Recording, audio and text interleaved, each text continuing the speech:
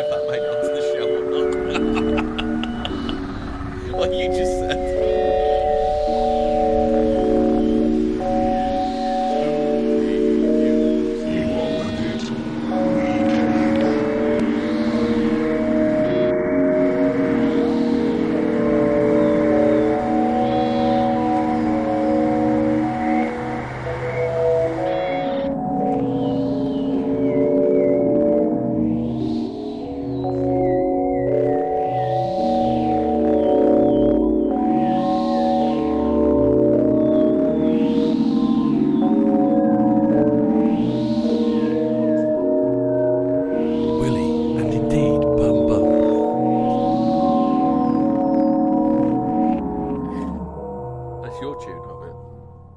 Ragging on your own tune.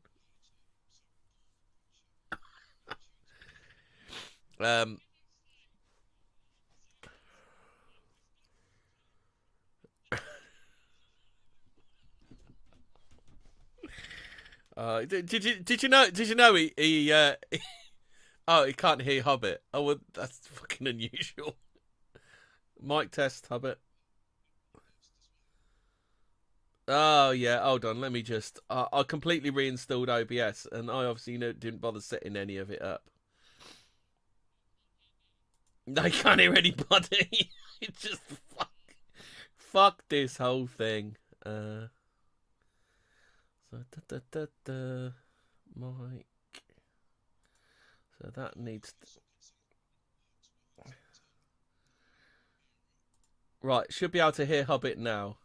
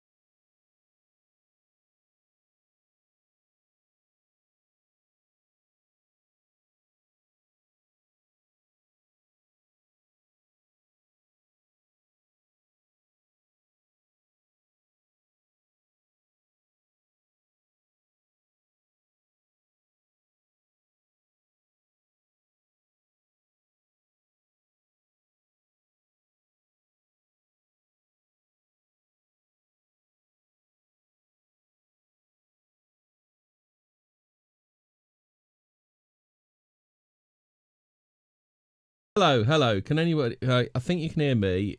Hobbit talk.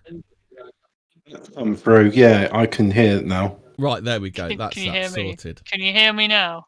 Hear me now. Right. So, good evening and welcome to. Yeah, is OBS the worst piece of software since Windows ME? It's not a bad. The workman always blames his tools. It's not a bad. I don't. But when it goes wrong, it's a complete pain in the ass when you got to put all this together. Right then, welcome to another Fortean Words. We're all back. What is the Dominion of Melchizedek? Pretend you didn't hear last week because I'm going to delete that. So let's start again. Hopefully with no OBS issues because I've completely uninstalled it this time rather than half-ass uninstalled it. Right, so... Are we ready to start? Fraser, have you had a flick through the materials? Because I haven't. No. Which was the best one? I can't remember which one the best one was. Just have a look at just have a look at anything in the thing, and then I'll get started. And God, Fraser, you are gonna have a ball with this one. Right, so But what about all the stuff I read with the funny voices and talking about how it's all fucked that up and didn't it's happen, bullshit? Hobbit. That's a part of the Melchizedek effect. It was real in my The mind. Melchizedek effect. Yeah, there's now the Is Melchizedek. this the new Mandela? Melchizedek put 30 centimetres of wood up my arse. What is the Melchizedek effect? Then Misseeing it's things, when or Melchizedek- keeps is it crashing on you. missmelling things? It's when Alright. Then OBS keeps Melchizedek crashing put on my you. You have pet to start dog again in a the block following of week. ice, and then opened up the block of ice in the restaurant, pushed it over and shattered, and then my dog shattered into a million pieces. And then Melchizedek sold that tragedy and made it into Terminator 2, which was like an action film. So he was belittling my suffering. Yes, those Melchizedeks in there. But anyway, right, let's fucking start again. Right, so this dude Melchizedek, let's start again. Sometime in the early 1980s, so I'll read from, so Hobbit, you remember bits and bobs. So I'll start reading from the Fortean Times, and then you can chime in about this, because the Fortean Times is from May 1997, and shit's happened since then.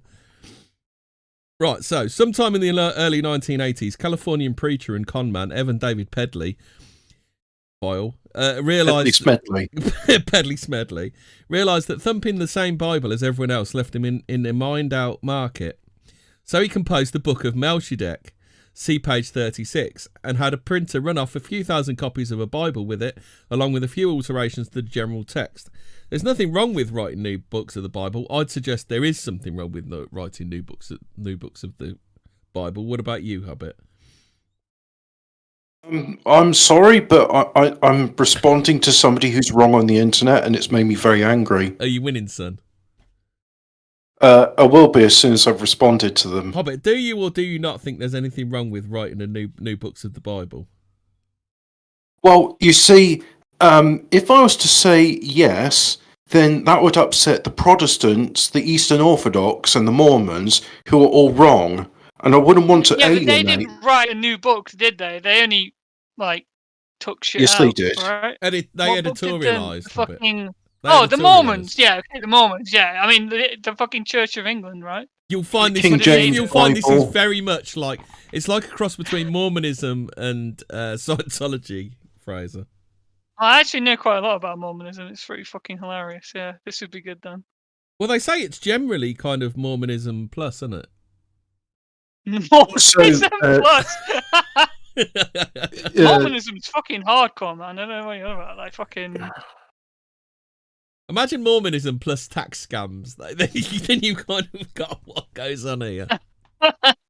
Take that back, Hobbit, or I'll call Niall. Look, Catholicism is the true church. Everything else is heresy. Yeah. I'm beginning to think that Niall's Archer from Scum, and like he just keeps picking new religions to wind us up, or particularly wind Hobbit up. Well, he's one of those people that doesn't exist until somebody else mentions him, like Murph. Well, if somebody told me Murph doesn't exist, I'd be like, I believe you. Murph doesn't exist. Right. So anyway, where were we? So Hobbit's not answering the question of whether it's okay to run extra Bibles off. So I'll just carry on. No, I had no definitive answer for that. So you think it's all right to write new books of the Bible? I mean, you know, you can write gay fan fiction of Jesus and being on the crucifix, and being immersed in a jar of piss. I mean, people do blasphemy all the time. I'm not going to be able to stop them. It's their free will to fuck up with as they see fit. And Pedley doesn't mean I support it. There's nothing. Melchizedek does know some of those people. Yes. After all, there is a respectable debate about whether some existing inclusions, such as the Apocrypha, are properly biblical. Everything's working fine, Hobbit. Yeah, we can have a question in a second. Well, the Protestants decide that some books of the Bible shouldn't be there because who needs to know about Maccabees and the struggles the Greeks had with the Jews? Are properly biblical. However, the generally accepted contents are hallowed by antiquity, so we can distinguish them from the extras of more modern and debatable provenance. The most famous being the Book of Mormon. Dum da dum dum dum. Dum dum dum dum dum. It takes no Have you actually read the Book of Mormon? Fucking No, I've Yes. seen the South Park episode. I have read the Book of Mormon, but I stopped after about 7 pages because I was like, this is bullshit. Yeah. So it takes. That's it. That's yeah. I also invited the Mormon missionaries at home, so my dad and I tried to convert them to Catholicism, but they were adamant that their path was the true faith. Oh, I asked them. Yeah, I asked them once about what happened to the Indians, and they said they got cursed by God, and that's why they had red skin. So yeah, you know. True. Yeah, and blacks have no soul. That is Mormon That is faith. vicious racism. No, that is Mormon history. I told you they're fucking hardcore Mormons, man. It takes no great leap of the imagination to see that gaps in the Bible might be remedied by an inspired author, and being so inspired, Pedley was able to make even more money on the preaching circuit. This was not his only business. He and his son Mark formed a formidable swindling team, well known to California's police and prisons. In 1986, Pedley Sr., now calling himself David Wellington, was named as a co-defendant in 2 trials at which Pedley Jr. was convicted of currency and land fraud and only avoided by joining his son in the dock because he was being held in a Mexican jail along with a lady friend. What sort of people do you know who keep changing their names frequently, and why would they do such a thing? I've got no idea. Well, Pedley Jr., then known as Mark Wellington, was beginning his 9-year sentence. A corpse was produced by the Mexican authorities and identified as David Pedley's. There's some doubt as to whether it was actually him. It is rumoured that he has since been seen alive. Either way, David Pedley was recognised as a world-class con artist. One of that elite among crooks who could run a scam from inside a jail.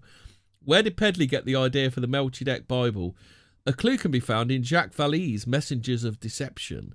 He investigated a number of UFO groups around California in the 1970s who used the name Melchizedek. When they claimed he came from the stars to initiate Abraham, initiates in quotation marks, that makes it sound scary.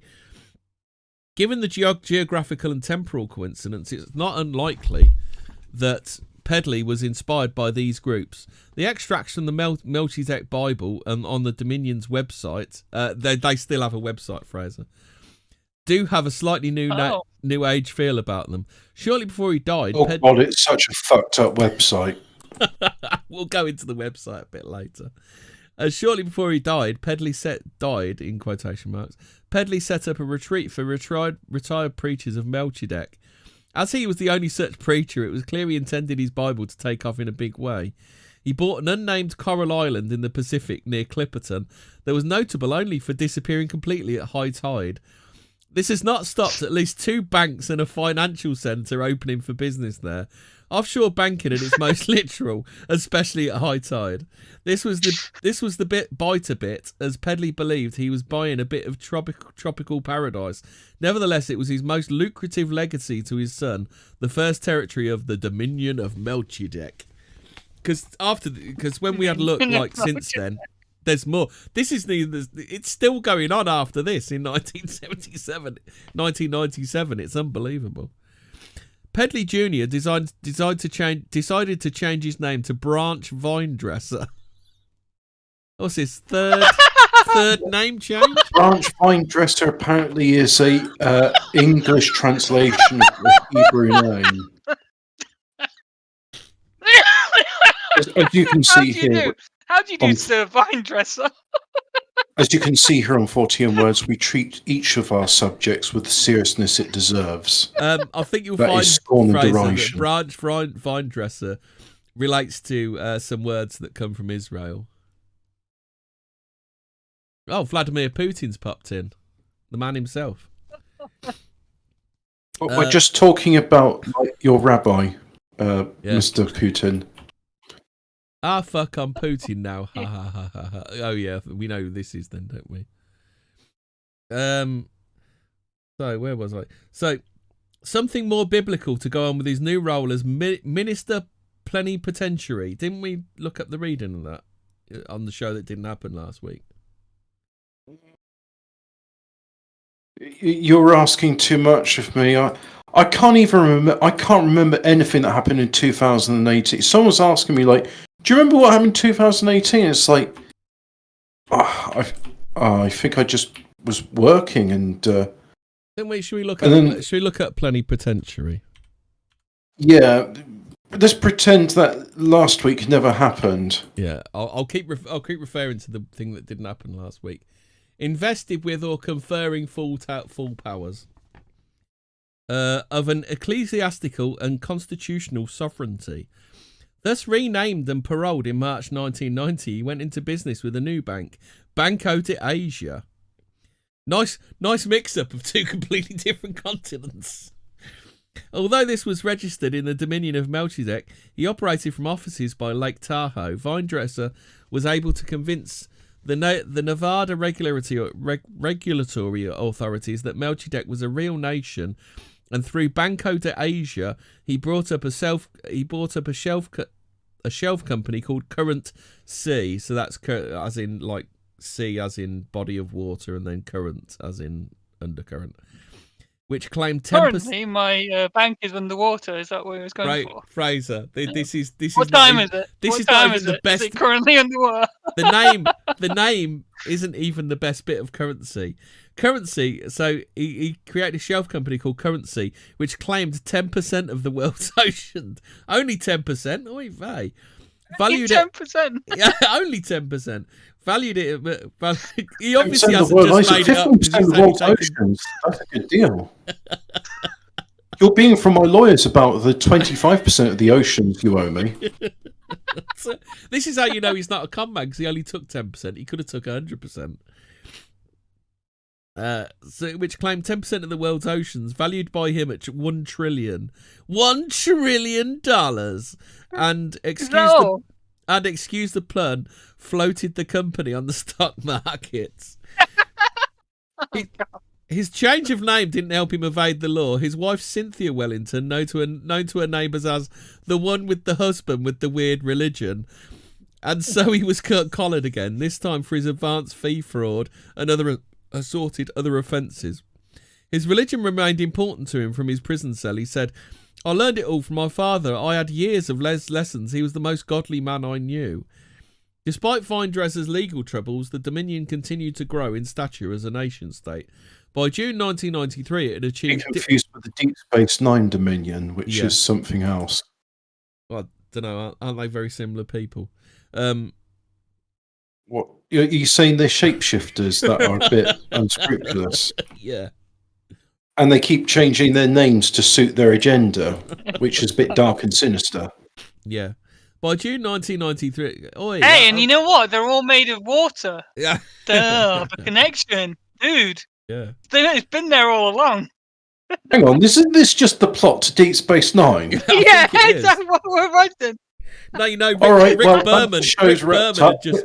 What? So that island, that what's it called? I'm not saying that Rick Berman and this bloke goes to the same temple, but at the same time, I'm also saying this bloke and Rick Berman go to the same temple of Melchizedek. So we saying that the Coral Island is Deep Space Nine? Yes. So who's Benjamin Sisko in this? we obviously haven't found him yet. Maybe we'll find him later. Benjamin Sisko's the first president of what is it? Melchizedek, the country of Melchizedek. Melchizedek. By June 1993, it had achieved the diplomatic recognition from the Central African Republic. You know, that great bastion of diplomatic relations. Hey, you're just shitting on the car. Look, it's a start, Hemi. All right, you got someone to recognise. As everyone knows, your sovereignty is as safe as can be in car. Da da da da.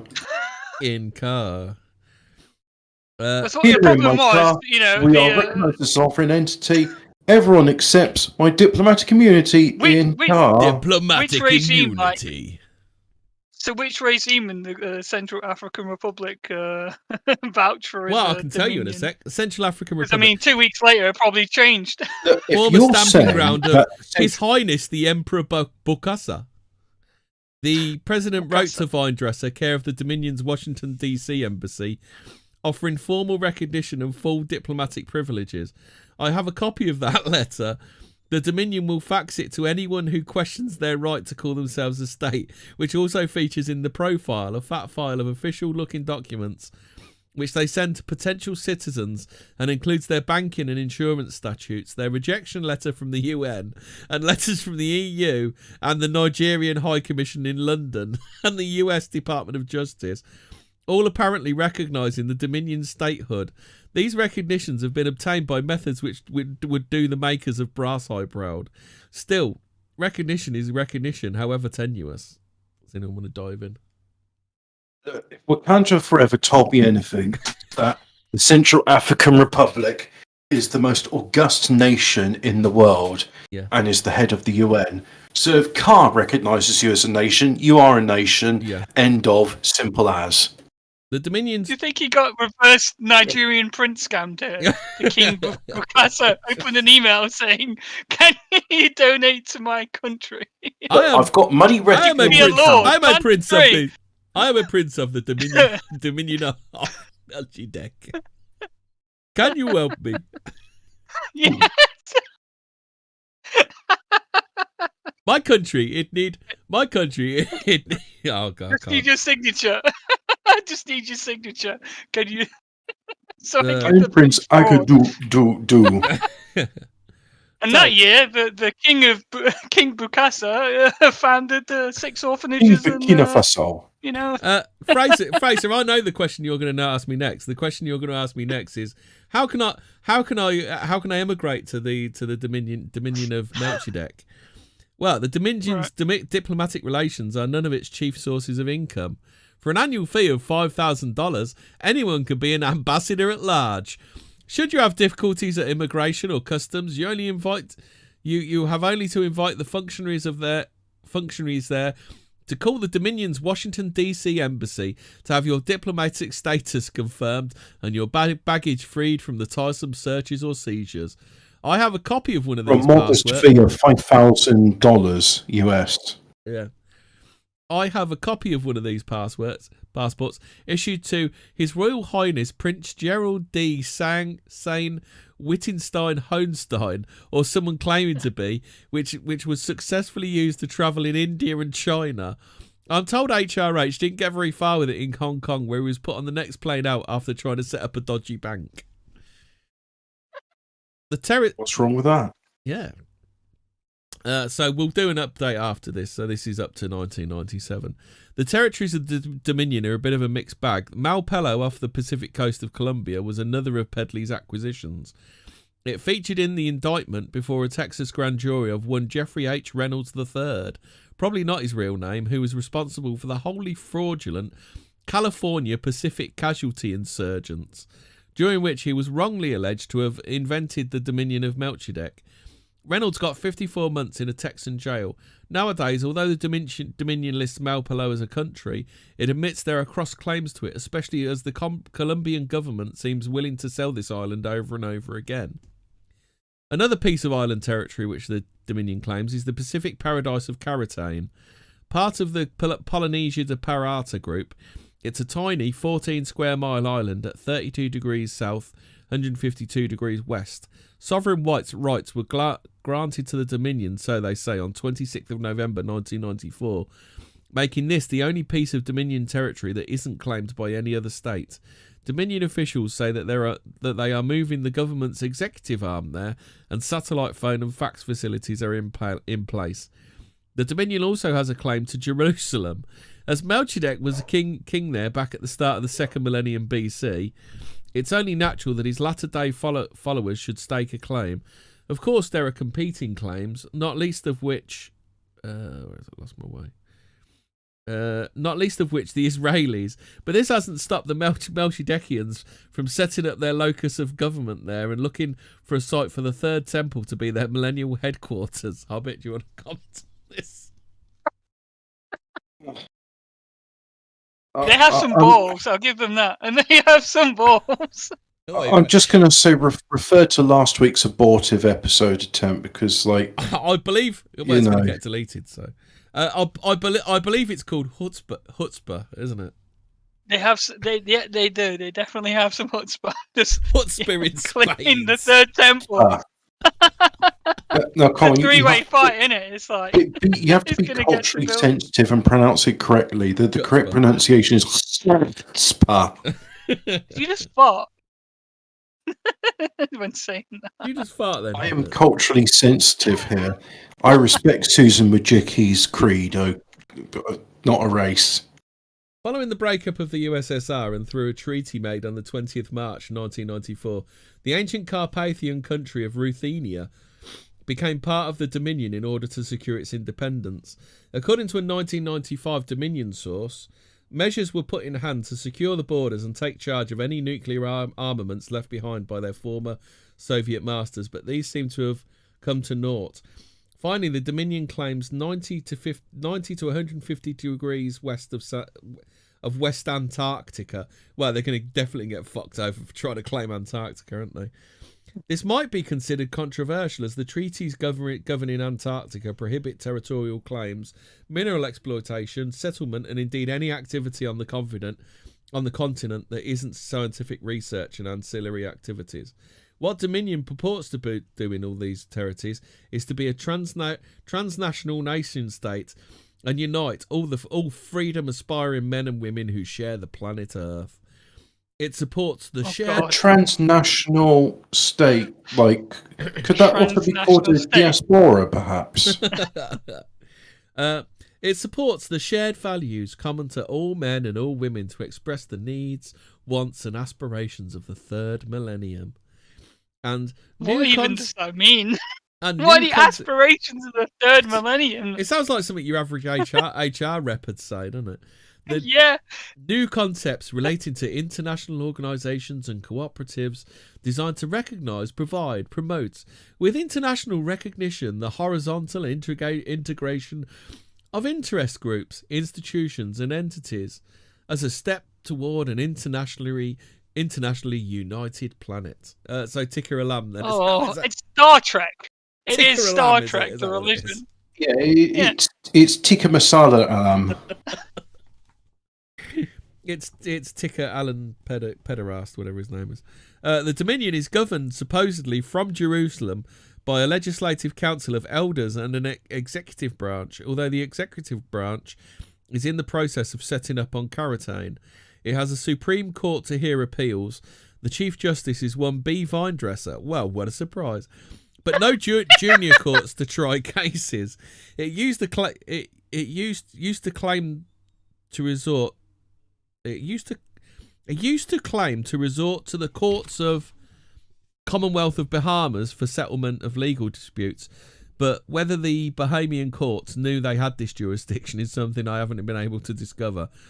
They also claim to have a special envoy to the Vatican, Olympic team, a college of heralds, and a university, along with a small army of ambassadors. Small army. What is the population of this Dominion?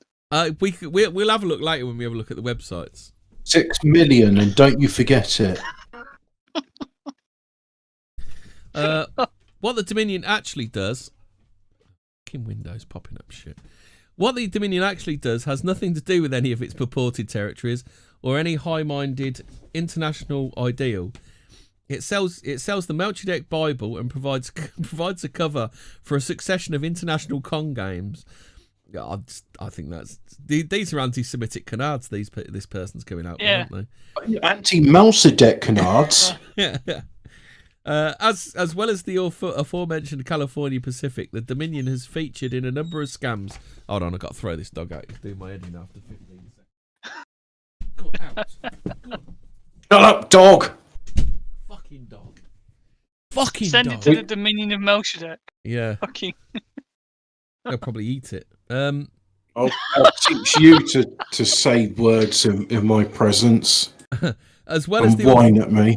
As well as the aforementioned California Pacific, the Dominion has featured in a number of scams. Now that's just an anti-Semitic canard, recorded in the financial press around the world.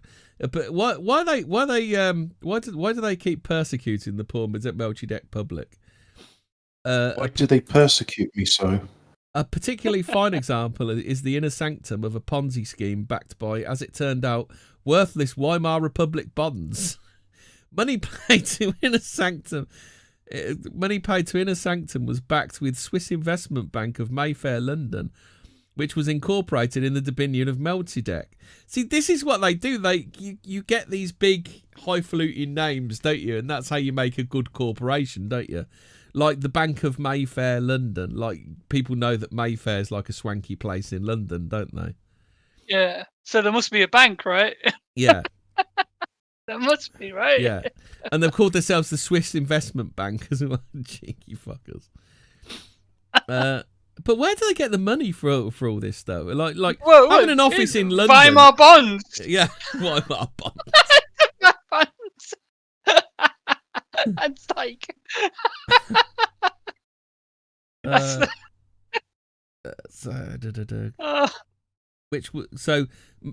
The Swiss Investment Bank, which was incorporated in the dominion of Melchizedek and quietly vanished just as the investors discovered the huge payout checks drawn on it are worthless.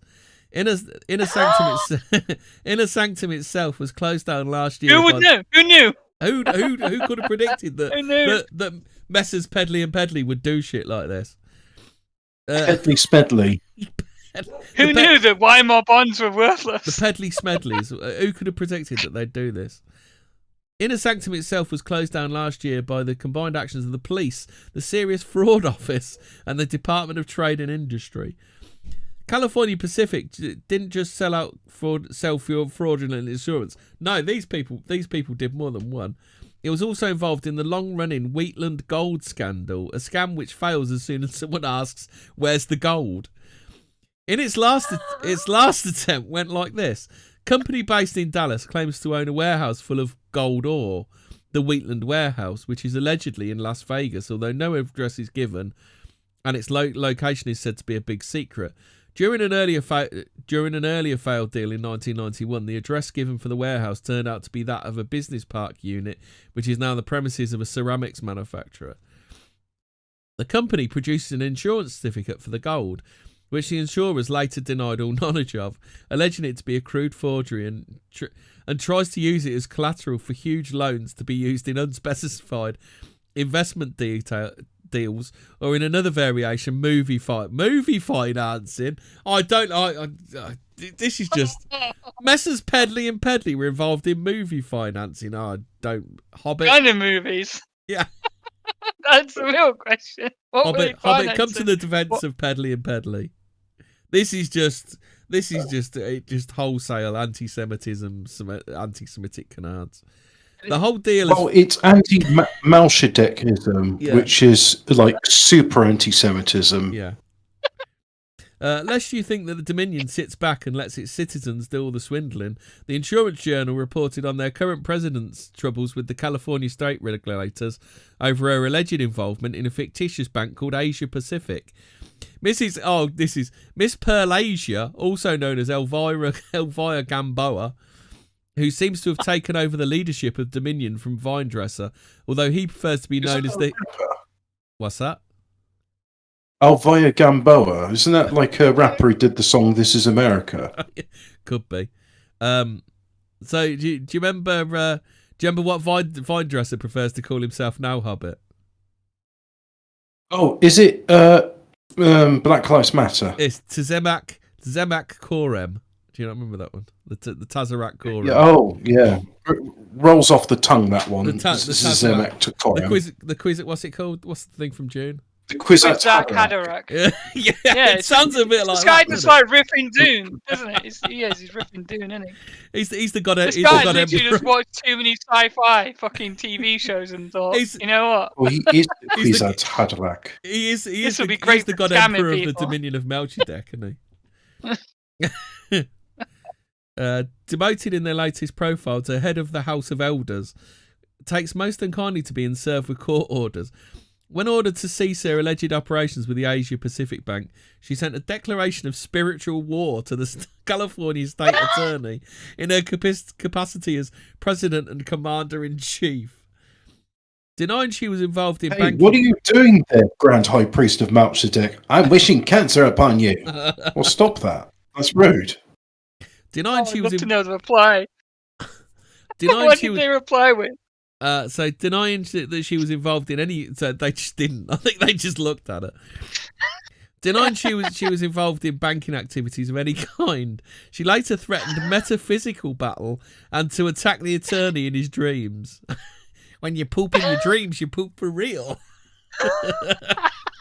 Is this like sort of like she got out a Harry Potter wand and pointed at him and it's like Expelliarmus cancerous or Yeah. Well, she would have done now, but this was 1997, so she probably pretended she was had the Force or something. If you she said to him, "If you interpret your dreams correctly, you will know that I am the victor." It's just See, you think you've won, but actually in your dreams you know I've won. Yeah. In your dreams. The sad part of the Dominion story is that the superb concept has been used predominantly for crimes and deceptions. Even the religious angle seems to be secondary. Hobbit. The sad part of the Dominion thing is all of it. It's like it's so. I mean, you're gonna have to forgive me, right? I'm very tired. I've been working all week, and last week I got frustrated with it too. I was just like, this is a bunch of bullshit. Well, it is, isn't it? What do you mean? This is hilarious. Oh yeah. I mean, it's hilarious. It's a batshit insane. But now I'm just like, this is bullshit. I hate these people. Why do they exist? Why have they gone to such? I know why they've gone to such effort to do this. It's a scam. You're just jealous, Hobbit. Yeah, you're just jealous, Hobbit. They don't have to work. They get to declare spiritual organs. Well, that's the thing, you see. California. Metaphysical dreams. When you poop, where you slave 9 to 5. When I'm knee deep in frigid mud, handing like bags of cement to builders who look at me as if I'm shit on their shoe, and then other people are beeping at me because they want to get down the road which I've been blocking because I'm unloading back to their £2 million mansion. I'm thinking to myself, there must be an easier way of making money. And yes, I'm going to make the Kingdom of Melchizedek to compete with the Dominion of Melchizedek. And for 5,000, for 5,000 euros, which is a nominal fee, I will give you a passport to the Kingdom of Melchizedek. I will make you a sovereign citizen of the Kingdom of Melchizedek, which is better than the Dominion of Melchizedek, which we have always been at war with. Glitters. Come join my cult, which is totally not a scam. Not even a cult, though. That's the thing, Hobbit. It's not even a cult, is it? Oh, Hobbit is not on the blob. That's an unsubstantiated rumour created by slanderous merchants of the Dominion of Melchizedek. Is that the new one then? Is it denizens of the Dominion of Melchizedek? I didn't shit myself, okay? It was a black magic curse caused by the Dominion of Melchizedek. The sad part of the Dominion story is obviously all of it, as Hobbit said. Is that this Gary Nadler was a victim of the Dominion of Melchizedek. He said they're not real. He proved that, well, he learned that you do not fuck with the Dominion of Melchizedek. You don't, otherwise you poop in your dreams. If you poop in real life too. Yeah. If the You principles, poop and Nancy Pelosi is a witness. But look at this. The bloke who wrote this article. Look, teacher, I can improve your Dominion of Melchizedek. He said, if the principals were to say lower the entrance fees and advertise a little more widely, there might be a real marketable challenge to the current oligopoly on statehood. For the price of having only to read a certain amount of off-the-wall biblical scholarship, we could all take part in what might be the next big thing in political organisation. For an extension, Mark Collett, listen out. I would submit the Fortean into the political sphere. He looks like he could live there. He looks like one of the populists, doesn't he? Either way, the Dominion is not about to go away. Despite occasional calls in the financial services press for the Washington, D.C. regulators to shut down the embassy and put a stop to the con games, I suspect they will be left more or less alone. And you are correct, this is 1997 and they still have a website today. We'll have a little look at their website in a sec. The Dominion is quite cheerful about publishing the names of its diplomats, with the result that although the crooks become better able to shift their ill-gotten gains around that part of the world, it's regarded an embassy in Washington as the hallmark of a real nation. They can be more easily traced as to their current aliases and activities. At least the Dominion is good for something. So that's the Fortean Times article. That's the basics. Now we're going to have a little fun by... Oh, do you want to read a bit of the Melchizedek Bible? No, I don't.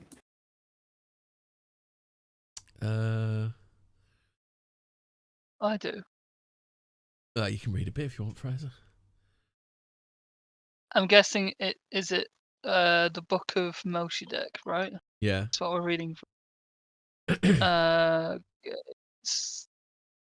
got the page up. We go in with chapter 1, chapter 2. I think it was their Wikipedia that was quite interesting as well. Okay. David Evan Pedley, so that's senior, I think. What have we got here then? I think which one was the best one? Obviously, we've done all the. We'll go to the Melchizedek.com. Yeah, if you want to find it, there's Melchizedek. www.melchizedek.com. Right, I'll pop that in the .com chat. or .org. .com. I've got the .org one. Oh, is there Melchizedek? I think that the one thing which I do remember from last the time, Book of Melchizedek, Fellowship of Christ, or what? Yeah, so the government. I think there's a new president now, isn't there? Of Melchizedek. Yeah, I think there's a new one. I did see it somewhere.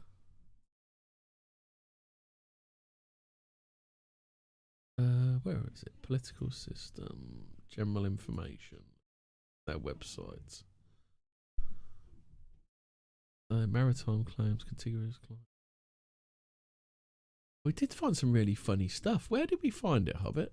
A website you found last time called the Book of Melchizedek, and it's on the website called the Church of Jesus Christ and Christian Fellowship. Yeah, this is what I've got up. Yeah, I've got that up. I went onto their about section and beliefs, and there was this bit here which really upset me because it's like it talks about all the stuff, it makes sense, and then suddenly you just realize like what they're doing is they're giving you a little bit of the truth, so then they can hook you in on their lies. So I just wanted to, what was it? Doctrine and Theology, was that the one? They had like 7 tenets of their thing. But is this different from what we believe? Is this it? The book? Oh shit! You can actually see the United Nations, Central African Republic, Treaty of Peace and Recognition. I think you can. Oh, this is a great article, right? So they have a section of their website called Mormon Kabbalah, and one of the articles published in it, which was in February the 5th of 2022, is Christ and the Spirit of Ubuntu. Ubuntu. Did he have a bubble phone? Yes, he had a bubble phone to talk to his Ubuntu.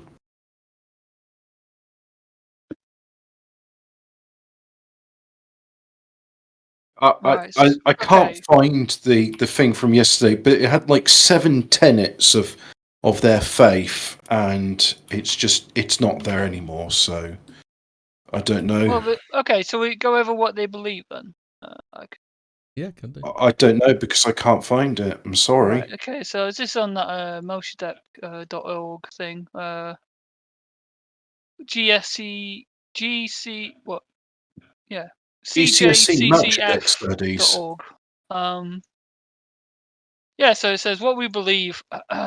So it gives a Bible quote for some reason. Where 2 or 3 are gathered together in my name, there I am in the midst of them. Matthew 18:20, and then it says the center of Christian worship is Jesus Christ. Everyone learns and grows in the way, and we also grow together in Christ. We all grow in grace in our own way and our own time. Anyone who has been born again of Christ may consider themselves fellows and worship with us, right? And it says the Godhead Trinity. Oh God, this sounds like David Icke. We believe in God, the Eternal Father, the Mother, and in the Son, Jesus Christ, and the Holy Ghost. Article of Faith. God, the Eternal Father and Mother. Okay. In the fellowship of Christ, we believe that God meets us where we are, and being infinite reveals that nature to us, infinite beings in a relatable way. This means that each individual defines the nature of God in their own way. What brings us together is our love of the discipleship in Jesus the Christ. Okay? The sin, the natural man. We believe that men and women will be punished for their own sins and not for Adam and Eve's transgressions. Article of Faith 2. Sin is seeking our own desires rather than seeking to receive God's desires for us. Cannot be punished for what others do, as only our own pride and egos can keep us away from God. Okay, so they don't actually believe in original sin. Okay, Salvation. We believe that through the atonement of Christ, all mankind may be saved through his mercy and grace, which leads us to obey the laws and principles and obtain the ordinances of the gospel. Article Faith 3. The gospel of Jesus Christ is a good news that we may be saved. Good news, I think. I don't think there's a typo here. If we but accept Christ as grace and be born again. Salvation is a free gift given to all those that accept Jesus Christ, forsake their sins, and move forward in Christ in Teshuvah. Oh, this is the site we read from, Hobbit. You know the one where there's hyperlinks to every single word in it. Do you remember that one? Yeah, that was fun. Yeah.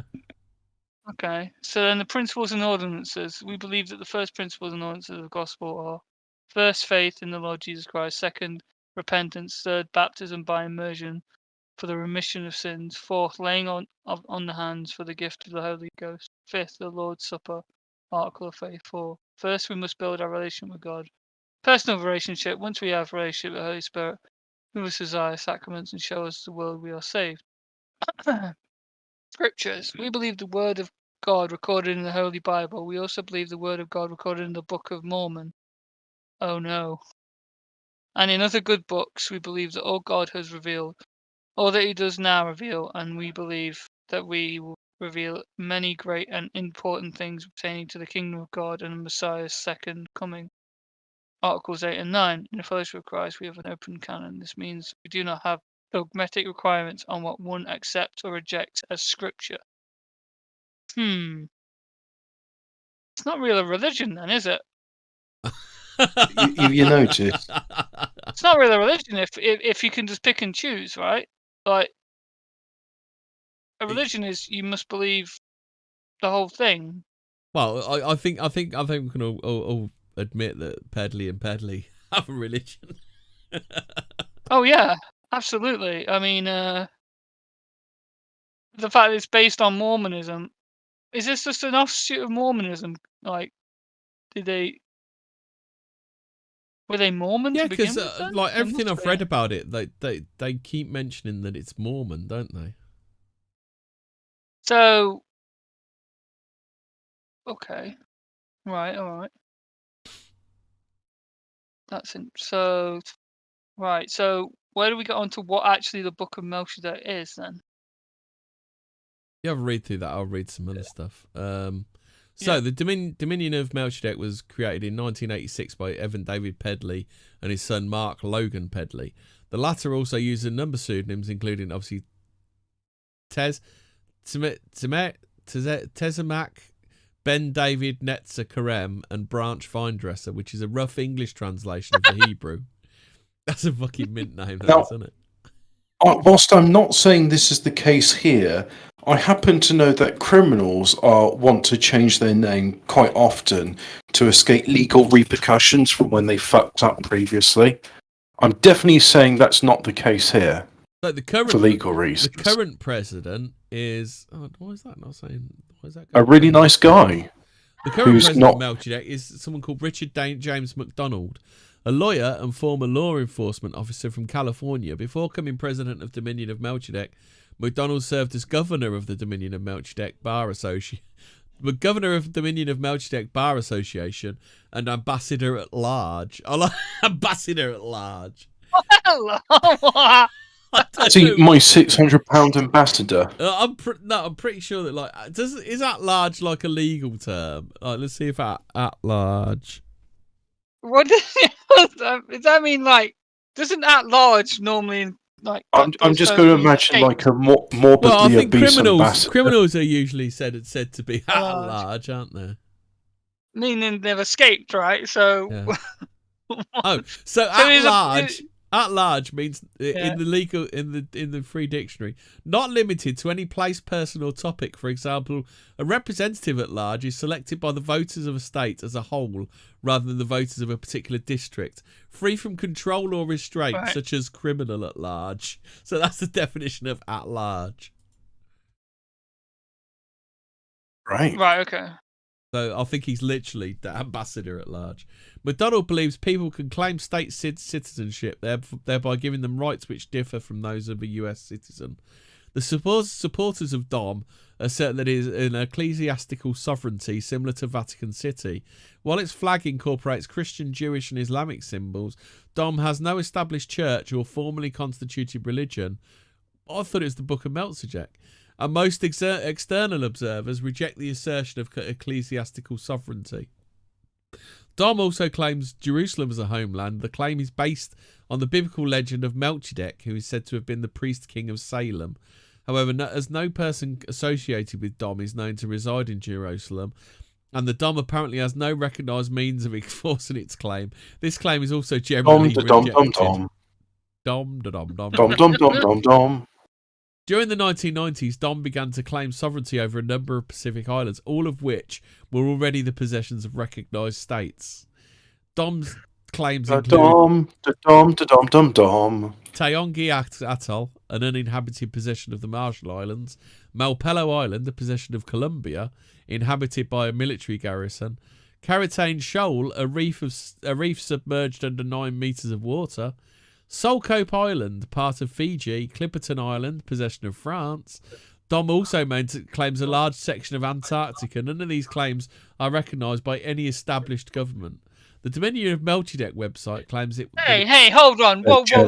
What about the Democratic African Central Republic? What? The Democratic Republic of the Congo. An article in the Washington Post reported that Dom was diplomatically recognised by Central African Republic in 1993. Yeah. But stated, you get the feeling that the Central African Republic would recognise the state of denial if it had a letterhead. That's so fucking racist. White colonialism from the Washington Post there.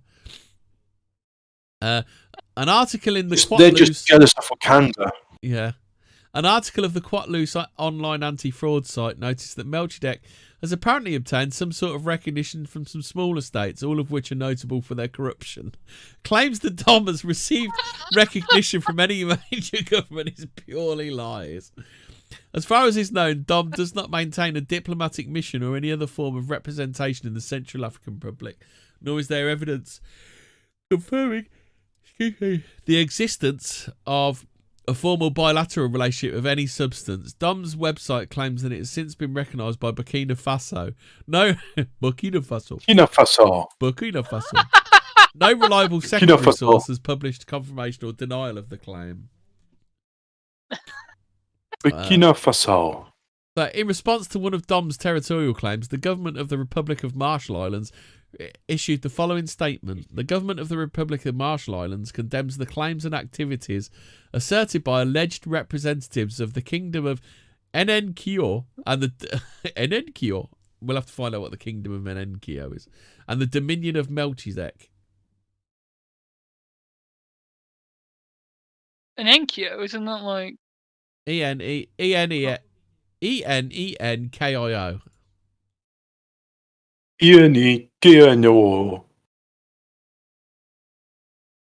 Okay. It's one of the islands near the Marshall Islands. So that would be near. Look at me. Wait, so they have a king there that's like saying the kingdom. No, you don't know. I don't know. I'd like to see you'd win a war between the kingdom of Burkina Faso. the dominion of. Oh shit! Yeah, no, Melchizedek. this was one of the funny bits, weren't it? A bit. They're going to war. The Marshall Islands has issued a diplomatic note to other nations, urging nations friendly to it to not to recognise Dom in the Marshall Islands. Remios Hermios, Because they're jealous. they recognise Urolij Lap Lap. Do you remember that one up bit? Oh, God, yeah, just like we're supposed to pretend this is like a real name. It's just, come on, look, you're just a fucking savage who's jealous of the civilization of the kingdom of Melchizedek, which is not to be confused with the dominion of Melchizedek. So Hang on, which one are we defending here? Rogely Plap, whatever the fuck it is. The erogenous zone. Taongi was later quoted on an Australian That's current Vietnam. affairs programme as saying that he granted Dom a 50-year sovereign lease over Taongi Atoll. However, sovereignty over the atoll, as opposed to land title, belongs to the Marshall Islands and not to private citizens. The Urology Lap's action is generally considered to be null and void. So did they actually pay him for this? We'll never know. So let's I just talk... want to see spiritual war between Yeah. Lap and the fucking. Fraser, your ignorance knows no about a Rogy Plap Plap. A Rogy Lap Lap. That's a real word that means chief. Frauds linked to the dominion of Melchizedek. Over 300 investors in various parts of the world have lost money in purported investment, fantasy passports, and employment scams. Fantasy passport. I'd never thought I'd ever say that phrase. Run by several banks licensed by Melchizedek, including one operated by a supposed diplomatic representative. Dom apologist. Would you consider yourself a Dom apologist, Hobbit? Or? No, as we told you, the dominion of Melchizedek, which is false and not real, has always been at war with the kingdom of Melchizedek, which is real. And for the princely sum of 5,000 euros, I will get you a passport. Oh shit! Yeah, because this goes into the horse substitution.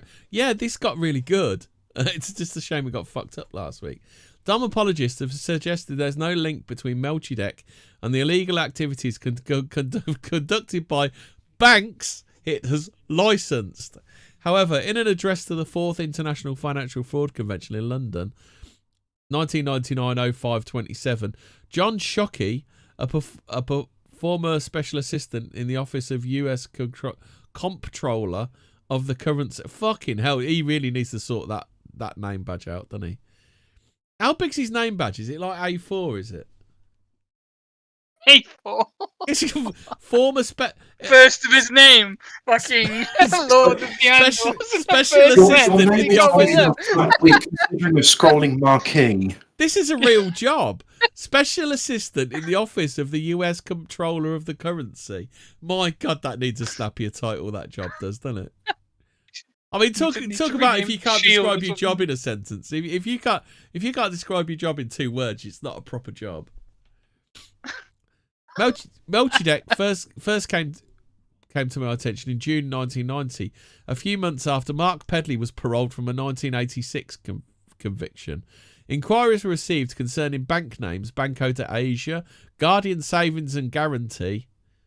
That's a weird way of spelling guarantee. And Express Bank, among others.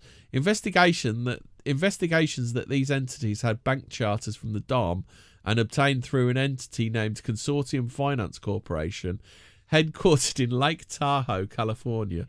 That's like Cash Money Gang, isn't it? Consortium Finance Corporation.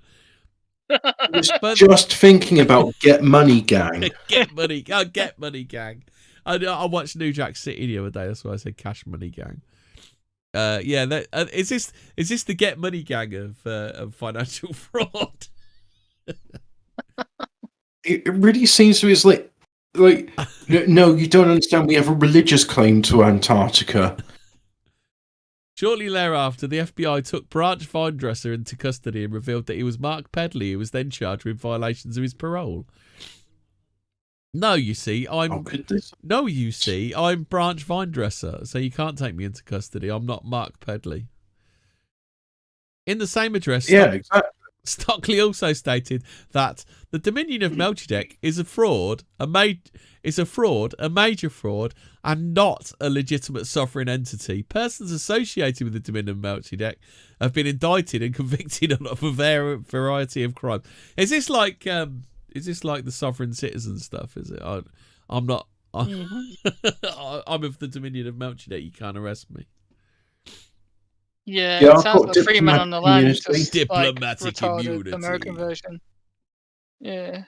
At one stage in the early 2000s, Dom maintained a post Wait. office. What? But if you are of the Dom, surely you should Yeah. be deported, right? You can be deported, yeah. Why don't you just call his bluff? Deport him to that? Where are they going to send him to? Where are you going to send him to that coral fucking island? Right, yeah. The tide fucking floods. It's like, hang on, you claim like West Antarctica, right? Well, we'll deport you there then. At one stage in the How'd you early like them apples? The Dom maintained a post office box address in Canberra, the capital of Australia. Coincidentally, one of the individuals identified by Philippine authorities in November 1998 as the ringleader of a series of frauds perpetrated in the name of Dom was John Gillespie, a former Australian felon who was convicted on the basis of his involvement in the fine cotton horse substitution racket during the 1980s.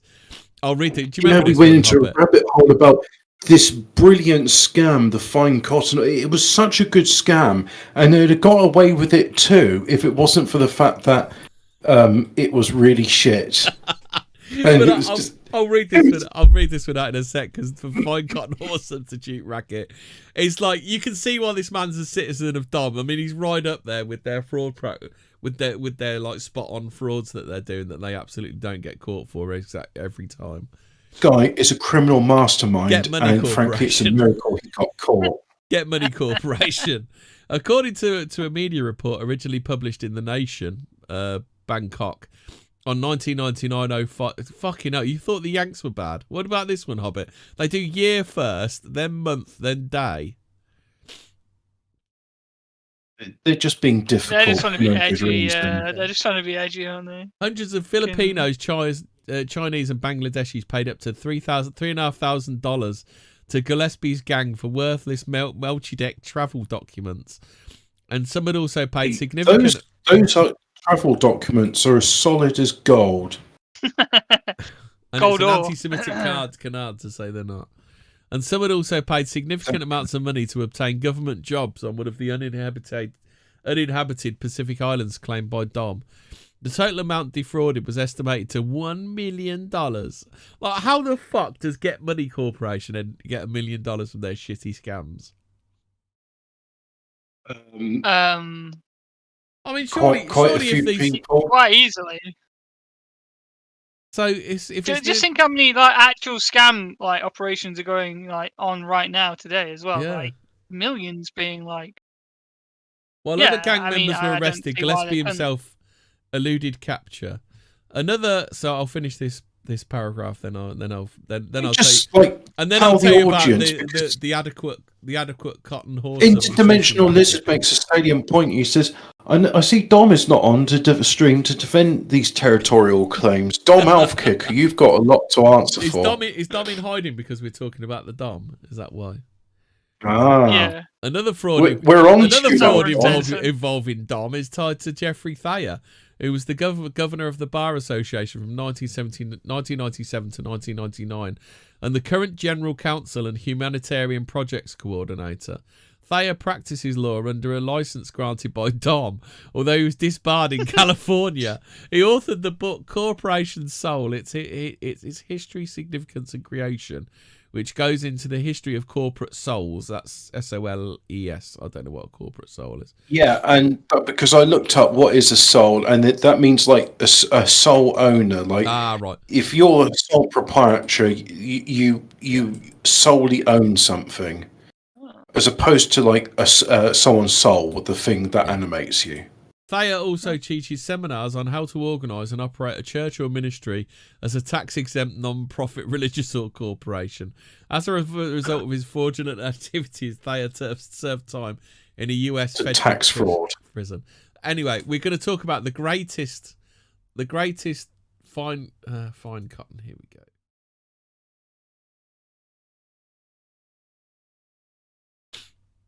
Right, so we're going to talk now. Hobbit remembers this. The greatest ever horse scam ever.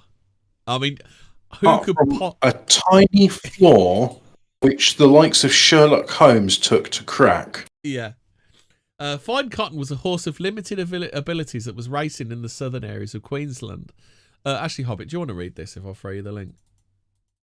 Wait. Oh, this is genius. Did they make money off a retarded horse? Okay.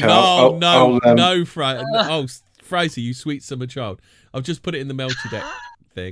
Sweet summer child, you do not know the half of this horse scandal. This horse scandal is like, it's not in general, it's in Melchizedek. Yeah. Okay, there we go. I'm back in Fine Cotton. So, Fine Cotton was a brown Australian thoroughbred gelding, which was the centre of a substitution scam, also known as a ring-in, which occurred on the 18th of August 1984 in the Commerce Novice, the second division handicap over 1,500 metres, Eagle Farm Racecourse, Brisbane, Queensland. Although there have been many ring-ins and other illegal scams in Australian racing, the Fine Cotton scandal was infamous in Australia due to the involvement of some of racing's elite. Fine Cotton was foaled on the 29th of December 1976 by Urio from Cotton Picker by Delta. I'm sure these names mean something to horse fanciers. He was bred by the estate of the late G.A. Darkey and W.D. Hayne, New South Wales. G.A. Darkey? Really? Yeah, his name G.A. Darkey. Fine Cotton was a horse of limited abilities that was racing in the southern areas of Queensland. I think limited abilities means it wasn't very good. The horse was eligible to race in restricted races for horses with fewer than a certain number of wins, and even then had a poor record leading up to the substitution. Before the ring-in, Fine Cotton's last race was in the 1,200 metre intermediate handicap at Doomben Wednesday meeting on the 8th of August 1984, where he carried a 53.5 kilogram and started at 20-1. Yeah, I assume that's the handicap. Yeah. I was just going to assume that's the weight of the jockey. He ran 10th in the field. That's how they handicap horses. They put weights on them. Okay. He ran 10th in a field of 12.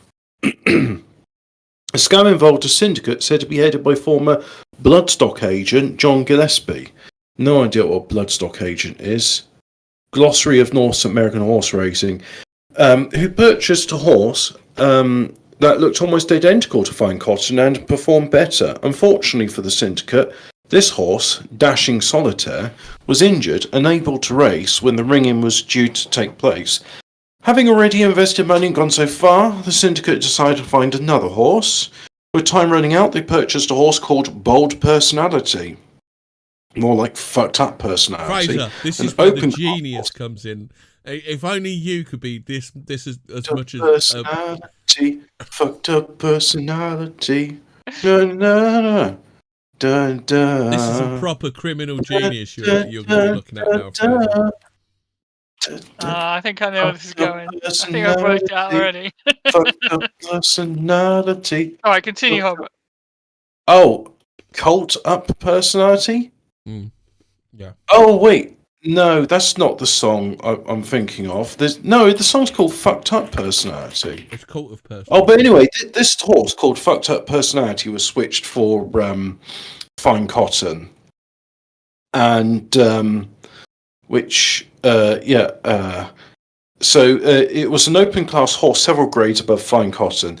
The syndicate faced a problem in that the horses were different colours. Fine Cotton was an 8-year-old brown gelding that had white markings on his hind legs, whereas Fucked Up Personality was a 7-year-old bay gelding with no markings. But you see, this is where the genius comes in. To overcome this problem, they applied Clariol hair colouring to Bold Personality with limited success.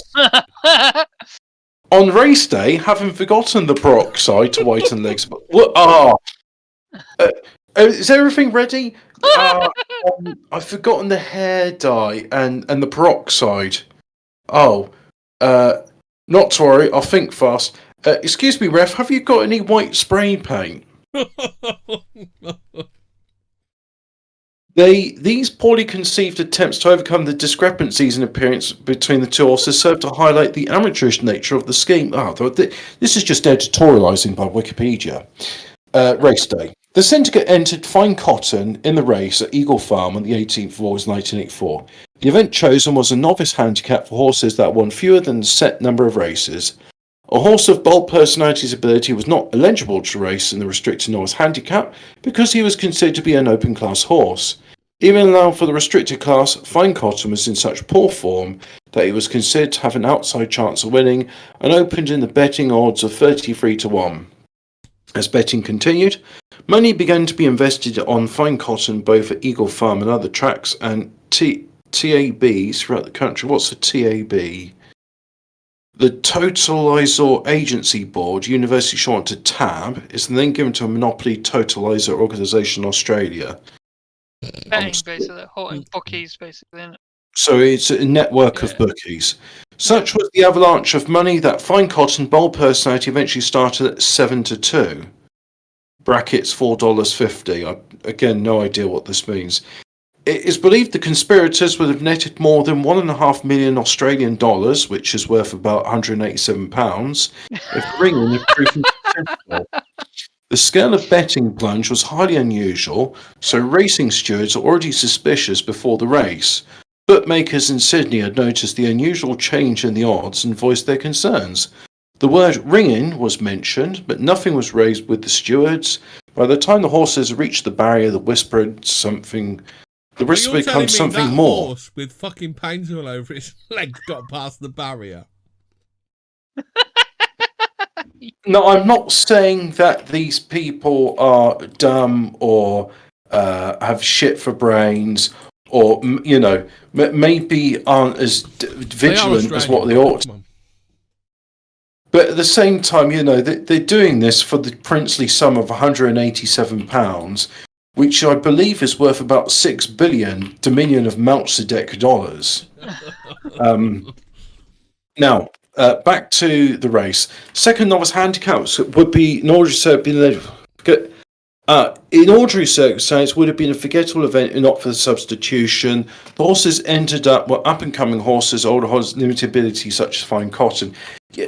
Really likes to belabor the point of this is a race for not very good horses that are slow. The ringing began slowly, but was quick to pick up pace.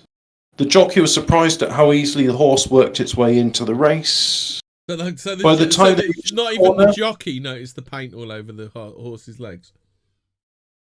Yeah, the jockey was like, "Oh, this is the same horse This is the same horse I've been riding. To be sure. All jockeys speak like that, by the way. They're all little leprechauns." The event was a race in two. The early favourite was Harbour Gold, which had drifted from fractional odds to 5-1, clung to the rail, and bold personality, racing as Fine Cotton and ridden by apprentice Gus Philpott, claimed him on the outside. From this point on, the race was close. First one, then the other hit the front until right on the line, where the ringing stuck his head out and won by only a short half head from Harbour Gold. So even with their substituted horse, he only barely won this race. From this point on, the race was close. Oh yeah, even if he had lost, the suspicions raised would have uncovered the scam. As it was, the inquiries were already being undertaken as place getters returned to scale. What do these terms, place getters, scale? I think they mean the odds returned to what they should have been, I think. Yeah. Don't know. Anyway, suspicious after huge betting This plunge. is all Australian wording, which makes it even worse than American wording, doesn't it? Suspicious after huge betting plunge and the seemingly dramatic improvement made by Fine Cotton, racing stewards launched an immediate investigation. His bold personality returned to scale. The paint was beginning to run on his leg, something obvious to those nearby. Several members of the crowd began to shout, "Ringing!" Stewart stopped the payment of bets in the race.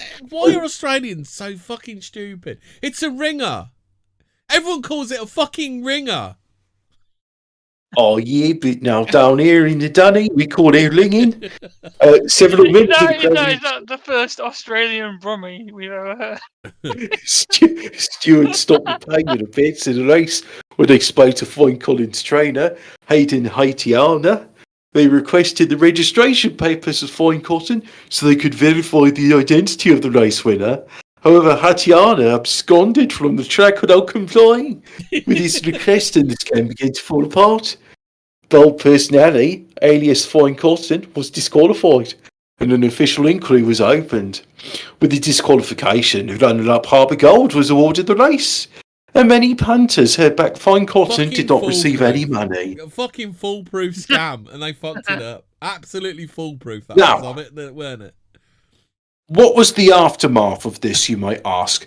As a result of the official inquiry, the Queensland Turf Club, the state's... Now, that's the thing, right? I, as a little kid of about 8 years old, saw in my town the town's name, Turf Club, and I thought, oh, I'll go in there, maybe it's garden supplies. And it was a betting shop frequented by men chain smoking, all looking at me as like, is your dad in here, son? You shouldn't be here. No, they're thinking quite the opposite. Is your dad not here, son? Yeah, it's like, you shouldn't really be in here. Oh, no, anyway, they were thinking, you definitely should be. So, yeah, I've come to place a bet. Ryegrass to win over Clover in domestic lawns. I want to bet that Fine Cotton doesn't win. As a result of the official inquiry, the Queensland Turf Club, the state's principal racing club, warned off, which means banned in English, 6 people for life. They were organised by John Gillespie, horse trainer Hayden Haitiana. I just imagine like the head of the turf club. He's got his broom out and he's like shooing him off the property with his broom. Yeah, so what warned off? What warned off for those not familiar with Australian parlance means banned. So banned for life. For life. I don't know why they didn't just say banned for life, but there you have it. They refused to use normal people words because, I don't know, maybe they've been bitten by funnel web spiders one too many times and they've gone a bit doolally. So, businessman Robert North, electrical technician Tommaso Di Luzio, and salesman John Dixon. Those were all the people that were banned for life or warned off, to use Australian. Gillespie and Haitiana also served jail terms. In 1998, after being banned for 14 years, Bill and Robbie Waterhouse were allowed back on Australian racecourses. Well, I guess banned for life in Australia means banned for 14 years. Yeah. Well, yeah. Life in Australia isn't necessarily life, is it? I mean, it wasn't. Yeah, so maybe it's life with a chance of parole. Yeah. So in November 2013, trainer Hayden Haitiana, just to remind you that she's a trainer, or he's a trainer, lifetime ban from entering any racecourse in Australia was lifted by the Queensland All Codes Racing Industry Board, or shortened to QACRIB, which agreed to recommendations made by stewards in the Queensland Thoroughbred Racing Board that Haitiana have his warning off removed. So that's his ban removed. The jockey involved, Gus Philpott, was exonerated. Does that mean he's warned on now, is he? Yeah, I suppose. The jockey involved, Gus Philpott, was exonerated on account of being so critically malnourished, weighing only 53 kilograms, that he was too thick to know what day it was or where he was, yet alone what his name is, or the fact the horse he was riding on was different to the horse he should have been on. This horse is completely different. He's running quicker than the one that it wasn't before. Your Honour, I don't understand why I have paint on my arse. Why have I got paint on my shoes? I don't get it. To be sure, I did sort of think to myself, Wow, this horse feels a bit different to the one I was riding on. I just figured he had some Weetabix. They always say, give the horse some Weetabix and he'll go fast. So I thought nothing more of it. To be sure. I'm a jockey, I am. That's why I talk in this way. It's not a speech impediment. I'm a jockey. So anyway, he was exonerated on account of him being a very thick jockey that's critically malnourished and therefore not able to be corpus mentis at any point of time. Absolute super criminals. They could have got away with it if it wasn't for the fact they're not super criminals. So he was allowed to continue to ride at race meeting in East Australia because everybody thought it's very funny watching a mentally disabled midget riding on top of a powerful beast. And then, as of December 2014, he was a horse trainer with stables in rural Victoria. I'm not sure what he's training them in, but he is, apparently. Fine Cotton died on the 20th of February 2009, aged 32, and was promptly turned into glue and dog food. Oh, so anyway, so the Dom had the dude who was like a complete super criminal right up there with Lex Luthor. The next thing the Dom do in April 2000, CBS's 60 Minutes aired a report critical of the Dominion of Melchizedek. Prior to the program being aired, Mark Pedley claims he had a conversation with 60 Minutes producer Janet Klein, in which Klein promised Pedley fair coverage of Dom. Yeah, isn't that just what they do? They go, "Oh yeah, we'll look after you, son." Yeah. Don't worry about that. Yeah, it'll be all right, son. Don't worry about it. When a journalist says they're going to give you fair coverage, that is about as trustworthy as Harvey Weinstein saying, "I won't rape you on this casting couch." You can take that to the bank along with your winnings from fine cotton racing. Take that to the Bank of Mayfair. Yeah. In the opening of the programme, CBS made a claim that Pedley was a prophet. During the interview, Bob Simon asked Pedley if he was a prophet. Pedley replied, "I try to avoid making any predictions about the future." After CBS aired the programme, Dom demanded a retraction of statements made during the programme. As a result of the bad press, Dom filed a lawsuit in their own judicial system. On year 2000, May 9th, seeking damages for libel against CBS in the amount of $1 billion. $1 billion. The lawsuit now, is that Australian dollars, or is it US dollars, or is it Dominion of Melchizedek dollars? I think that's Yank dollars. The lawsuit named Klein, Simon, and CBS. No, it's in Weimar bonds, isn't it? Yeah, it's 1 billion Weimar bonds. You take them to the bank. So on the 25th of July 2000, Dom entered a default judgment against CBS, claiming the company failed to respond to the lawsuit. Because of the lack of jurisdiction of the lawsuit, CBS refused to acknowledge the judgment. This is fucking cracker. This is just mint, isn't it? Why were they covering the Dom in the first place? Why were they doing a news thing? It's just like con man, isn't it? It's just like bread and butter, isn't it? To something like 60 minutes. Because I think 60 Minutes is like panorama type thing, isn't it? So, like this sort of thing. Is it? Oh, okay. Yeah. Oh, when are we getting the panorama version on the Dom then? Yeah. We've done Scientology. Honestly, let's petition Sweeney screaming his Dom. head off. Sweeney screaming his head off at Brad Vine, whatever his name is. Yeah. Sweeney takes a trip to the Dom, and then disappears. Gets drowns. So let's talk about the runners and riders, so to speak. So we've got David Evan Pedley. He was born 8th of April 1929. He's one of the founders of the Dominion of Melchizedek. He wrote the Melchizedek's Bible's preface, translated Genesis, Exodus, Matthew, and parts of Revelation as his gift to the Dominion of Melchizedek, according to its introduction, which was first published in 1986. He also wrote the glossary, which is called... What were they translating it into then?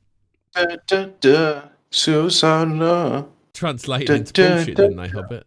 Susanna. Like, why would you need to translate? It's already in English or whatever, or what are you translating it in the into original then? Hebrew. I read the Oh, Melchizedek okay. in the original Hebrew. Pedley graduated from the It University was dumb, and I was really bored by it. Pedley graduated from the University of California. He attended the classes of Dr. Josiah Merriman, a doctor turned Christian Science practitioner. What is Christian Science, Hobbit? I've heard of it, but I'm not quite sure what it is. It's a... if you're a Christian and a scientist, is that a Christian scientist? No, there's a specific branch called they're called the Christian Scientists, aren't they?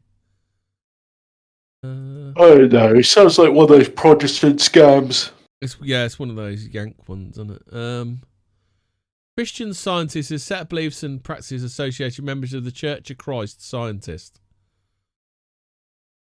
Adherents are what are commonly known as Christian Scientists or students of Christian Science. What the fucking hell? These are just the same words in a different order. What's a Christian Scientist? They're a scientist Christian. Well, could you explain it a bit more? Yeah, right. So you know a Christian, yeah, but he's a scientist. How about can you explain it another way? Yeah, there's a scientist that's a Christian. Oh God. The capstan says, "Hobbit, get your own back and constantly talk over Hemi. See how he likes it." The git. No, that's not capstan. That's the captain. Captain Fishy. Oh, sorry. I think it's Captain Fishy. I didn't mean to confuse you for somebody else. That is, yeah. Ooh, sexy. Sex Chat 69 are in again. I thought about Sex Chat 69. Right, let's have another go. Metaphysical family. Easy for you. Several periods of Protestant Christian revival nurtured a proliferation of new religious movements in the United States. The latter half of this is not explaining anything. Why can't they just go? New thought and Christian Science differed in that Eddie saw her views as a unique and final revelation. Eddie's idea of malicious animal magnetism, that people can be harmed by the bad thoughts of others, marked in another distinction, introduced an element of fear that was absent from the New Thought literature. Well, these are just words. These are just words that are thrown onto the internet. What the fuck? I'm no nearer knowing what a Christian Scientist than bad thoughts of animals. What? What are you reading? I'm no nearer knowing what this is now than when I started reading. Surely you can read 3 paragraphs and be closer to knowing what it actually is. You see, the problem with the Kingdom of Melchizedek is the more we talk about it, the more I can feel. This isn't even the Kingdom of Melchizedek's fault. This is Christian Science. It's like the more you talk about it, the more I can feel my brain starting to become damaged and rotten. And you'll finally understand Christian Science once it's damaged beyond repair. Only then can you see the light of Christian Science. So anyway, I'm not saying... now I've fully explained what Christian Science is. Dr. Merriman emphasised the importance of resurrecting the dominion of Melchizedek from antiquity. I'm not saying that Christian Scientist is an evil Protestant plot to discredit the word of God and drive people into the arms of the devil, but at the same time, Protestants are Satanists and they can go fuck themselves. After being convicted of several financial crimes in the 1970s, including stock fraud, Pedley was incarcerated. Pedley claims the charges were false and the result of a witch hunt against him. While incarcerated, he started a cattle business which Ben David operated for him in Los Angeles, California. Released, I'm being persecuted. I'm being persecuted. It's all made up. Oh God. It released in 1975, Pedley partnered with his son Ben David in a real estate enterprise in Northern California. Pedley came under repeated... Because he's a bend over. That would have a very different outcome. Pedley came under repeated grand jury investigations that resulted in further indictments against him. He and his son Ben David fled to Mexico to avoid arrest. Ben David was arrested in January 1983 by Mexican immigration for not renewing his visa.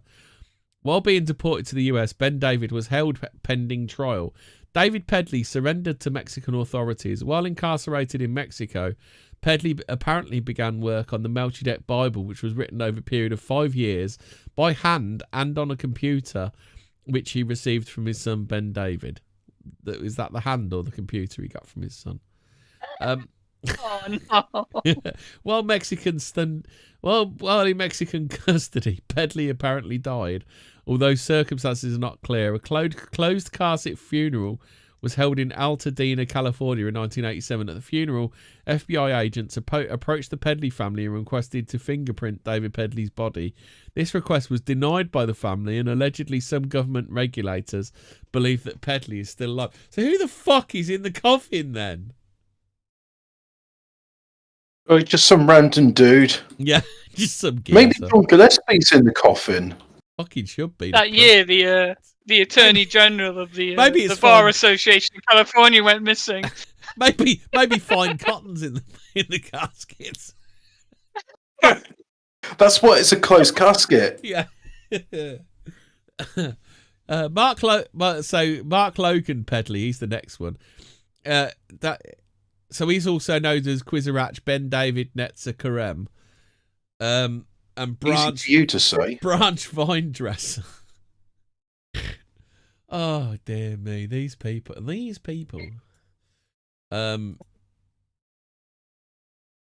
a look at it. I think he's got a Wikipedia page.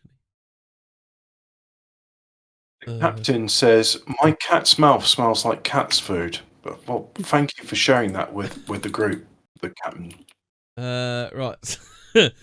So anyway, is the son of David Evan Pedley. He served as the head of the House of Elders, vice president of the executive branch, and chief justice of the Supreme Court of Dom. He was a very busy man until elections on the 15th of November 2006, when Karem was replaced by Charles Ballas. As a result of the elections, no member of the Pedley family any longer holds titles of authority in Dom. Pedley is the co-author of the Melchizedek Bible. He had his parole revoked by his parole officer in late 1991 due to a violation of his conditions. Pedley was released from his parole in July 1994. In 1976, Pedley married Janeth. Janeth? Did they mean Janice? Janeth? Janeth.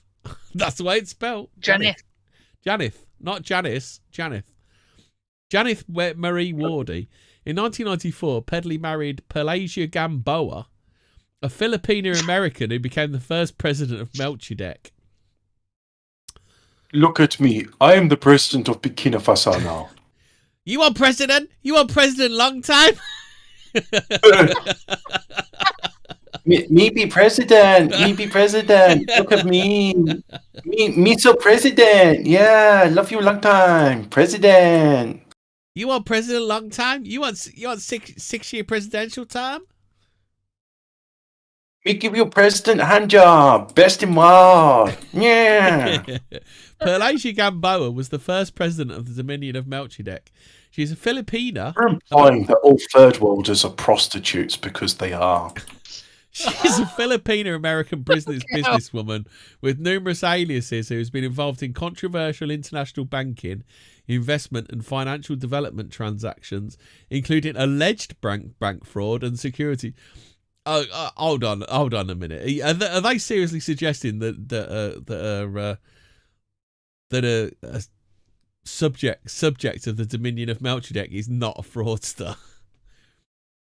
From 1990, I mean, all these allegations against the proud members of the Dominion of Melchizedek is clearly, that's what it just amounts to just persecution. That's what it does. They're just persecuting them because they're jealous of their dominion over Antarctica and all the other islands. Yeah. From 1990 through 2009, United States Securities and Exchange Commission filed against Gamboa in 2009, stop her from selling securities of any kind again until reimbursed. Can you believe that? Look, you're not allowed to sell this stuff ever again. And reimburse victims of her fraudulent activities by which she enriched herself calling her claimed Philippine gold mines and companies empty shells. According to United States law, enforcement of official so-called banks are involved. Is that like so-called Daesh? Do you remember that one? Are involved in The serious... United States Killjoy Commission. Yeah. Saying, look, stop having fun. She's just participating in her life, isn't she? I'm on Team Dominion of Melchizedek now. Yeah. Pedley Smedley for life. Pedley Smedley. Gamboa's method of operation is to claim that she is highly religious, a facade of religious respectability. How dare you? When she stays highly religious, does that mean she's been smoking hashish? No, she just stands on a chair. To pretend to have wealth and create association with international fame, to use numerous variations of her names and aliases, to pretend to own physical companies around the world, such as gold mines, biodiesel companies, and banks, which are actually only empty shells. In 1995, after being investigated for fraud, Gamboa claimed a religious freedom by which she did not recognise the laws of the state of California. Based, she did it. I'm not travelling. I'm driving. She declared spiritual warfare on California's Deputy Attorney General. In 2002, the address Gamboa listed with the SEC as an address for two of her businesses was the largest residence in Beverly Hills. Among Gamboa's schemes was... I know whose name I'm getting her mixed up with. No, it's African Bambata. I mean, Childish Gambino. Yeah, Africa Bambata is someone else. That's like a rapper from the 80s. Gamboa's name was listed as... It's Childish Gambino. So the president of Burkina Faso is a rapper. Yeah.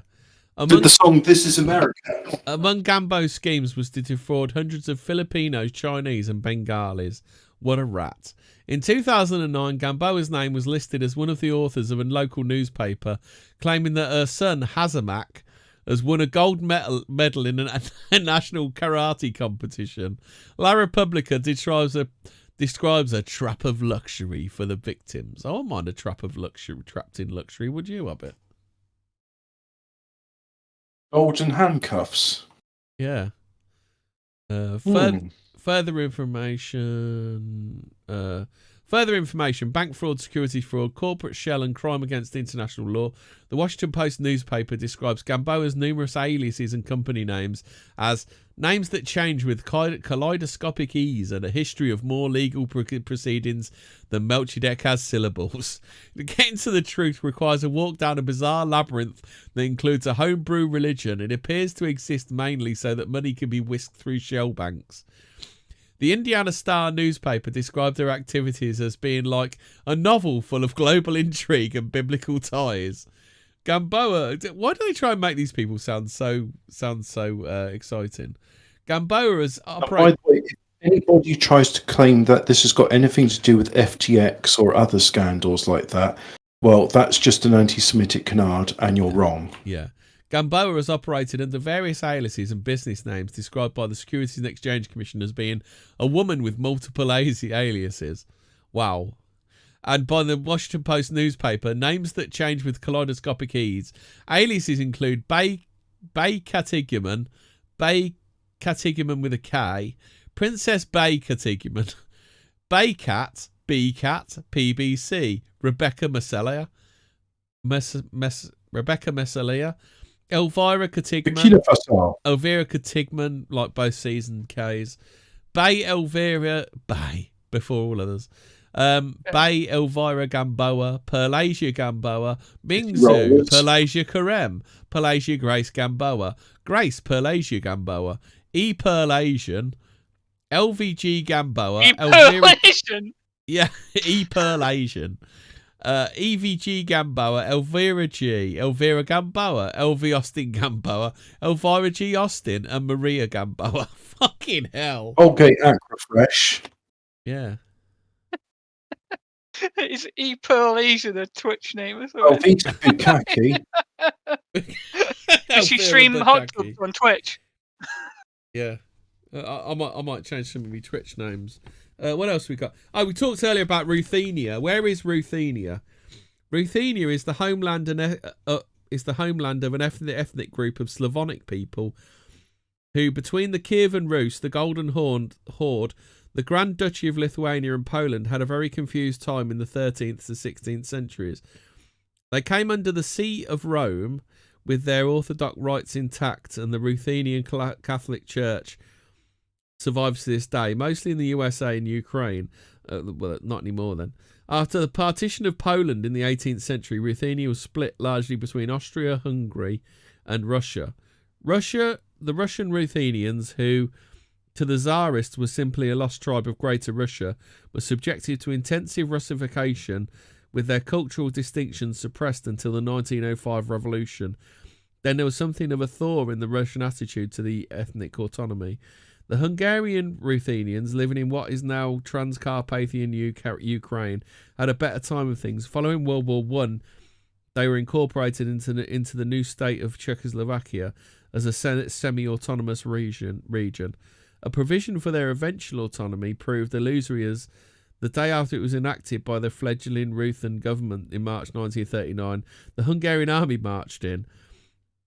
When the Soviet Union was dissolved in 1991, Ruthenia remained Transcarpathian Oblast of the Ukraine, and according to most recent data, some 1.2 million people live there, no doubt blissfully ignorant of their new status as citizens of the Dominion of Melchizedek. I can't help thinking that whatever the merits of Ruthenia's claims to independence, there are better ways of furthering them than a treaty with the Dominion of Melchizedek. So do you want to know about some other new countries? Yeah, go on. Okay. So have you ever heard of Sealand? That's the marine. Sealand is real. Sealand is real. A marine defence platform. Yeah, haven't you been to a Sealand before? No? Sealand has its right? own coins. You can become a prince of Sealand for a princely sum of £150, I think. Oh, can you? Wow, Nice. that's cheaper than fucking Yeah. Dom. Let's go. It's a good deal. It's a good deal. Nice. So what Alright, about what you ever heard other of ones New we got? Atlantis? No. An Where's that? 8 by 30 foot barge anchored off the west coast of Jamaica with Lester Hemingway, brother of novelist Ernest Lester as Hemingway, is that your cousin? Yeah, Is that as your- president. He issued his own stamps, a popular way for small and new countries to raise capital.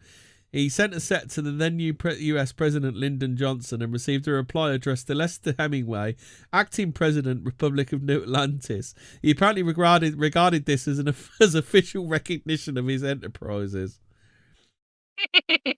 Have you ever heard of Celestia? So in 1948, James Thompson Mangan decided to annex all of space as his territory.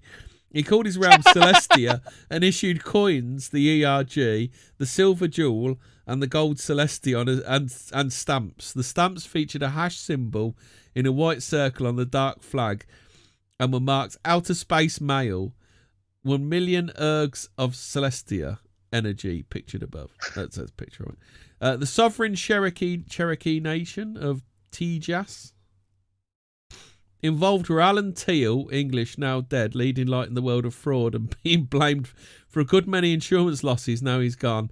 Dallas Besant, also English, widely rumoured to have been Teal's bagman in a number of scams, self-styled Wise Otter in the Cherokee Nation. Corterra, another phony banking and insurance domicile which occasionally surfaces in this connection. Empire of Randania. Passports and stamps. Randania. Passports and stamps are the national industry of Randy J. Dick's Empire. What kind of name is that? First founded in 1960. What do you expect with the Empire of Randania from Randy Diggs? Yeah. First founded in 1966 as the Kingdom of Randania. This country is in fact Dick's 600 square foot property in Canfield, Ohio. Dix then later promoted himself from King Randy I to Emperor Randy. Last one is Paradise Island. Paradise Island was born in November 1994 when Tony and Lynn Craig placed an advertisement in the Sunday Times calling for 400 normal families who could help pledge. Hey, look, it's not that fucking Sherwood we were speaking to. Calling for 400 normal families who could pledge 150 grand each to help build a complete community. More than 500 people replied, and the project became the subject of a Channel 4 documentary. One of the proposed sites for the community was the tropical paradise of San Jose off the coast of Panama. Sadly, the project floundered despite the initial enthusiasm of its founders. Nothing has been heard from them in more than a year. So this is 1997, so I'd say that's pretty much the Spanish plumber called his two sons Jose and Jose B. Oh, you know about the Spanish plumber. Yeah. What else? The mystery of Melchizedek has been uncovered. Jose and Jose B. Did you want to do some unexplained histories, Hobbit? Well, before we do that, I thought there was a good one here, and it occurred to me today as well, this week, about do cars have souls? And I thought it was a very good article.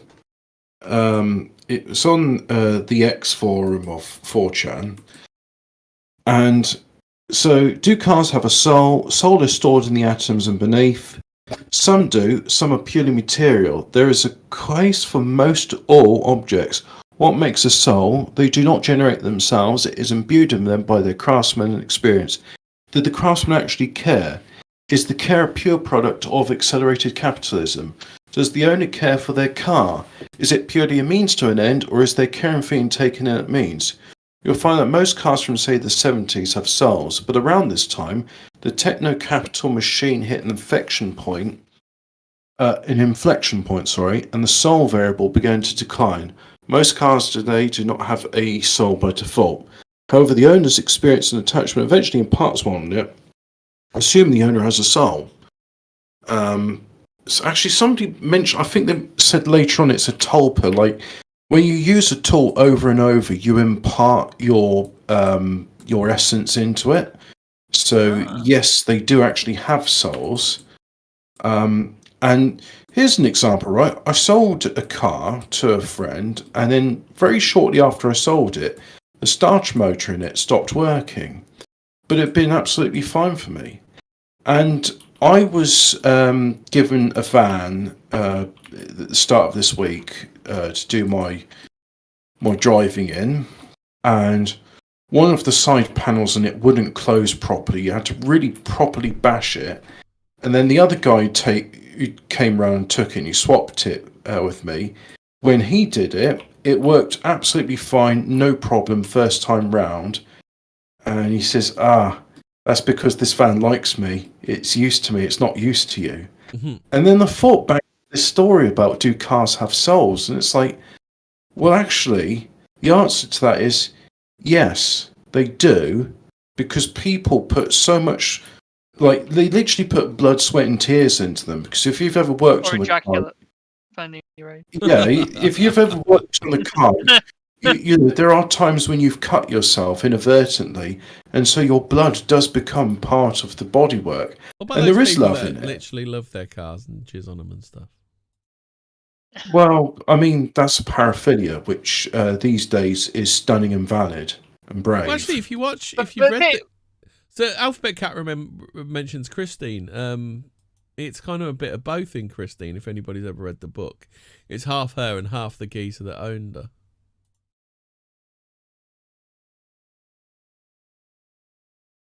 Wow, blown everybody's mind with that. No. One. Yeah. Right, I bet you muted. Did you do that on purpose? Fraser, I've got boy, have I got a story for you?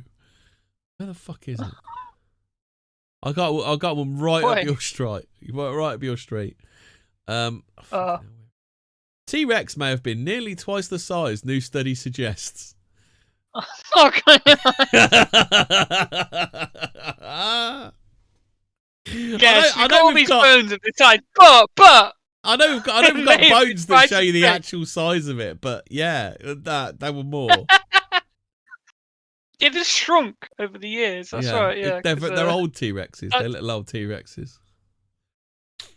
So the iconic predatory dinosaur may have been as much as 70% larger than fossil discoveries suggest. There are few dinosaurs as iconic as the Tyrannosaurus Rex, the terrifying predatory behemoth of the prehistoric age that was large as it was dangerous, a true monster in every sense of the word. Now, though, paleontologists from the Canadian Museum of Nature in Ottawa, like fucking Communism Central, like Canada, like rewriting history now, Ontario, have put forward the idea that T-Rex may have been bigger than we thought. A lot bigger. Based on what? Based on what? According to I want to hear this explanation. Go on. Oh, right. Okay, I see if you can get these competing thoughts to add up. According to the new study, however, some specimens may actually have weighed up to 70% more than this, making them in excess of 1,500 kilograms, more than average school bus.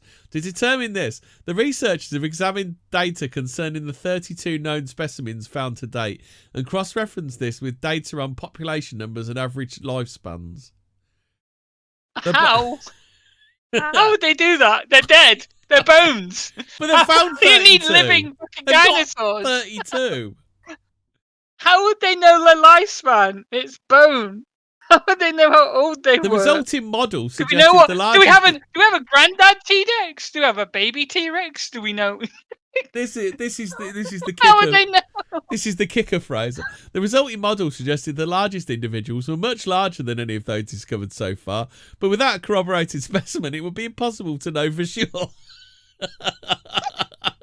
Oh, so what we're trying to say is all the dinosaurs we found so far, they were the baby ones. Is that what they're trying to say? Is that it? Well, actually, we think they were just the babies. They were the juveniles. So fuck me, like. Oh Jesus! Just because we haven't found it yet, it doesn't mean it's not there. They haven't found it yet. Yeah, exactly.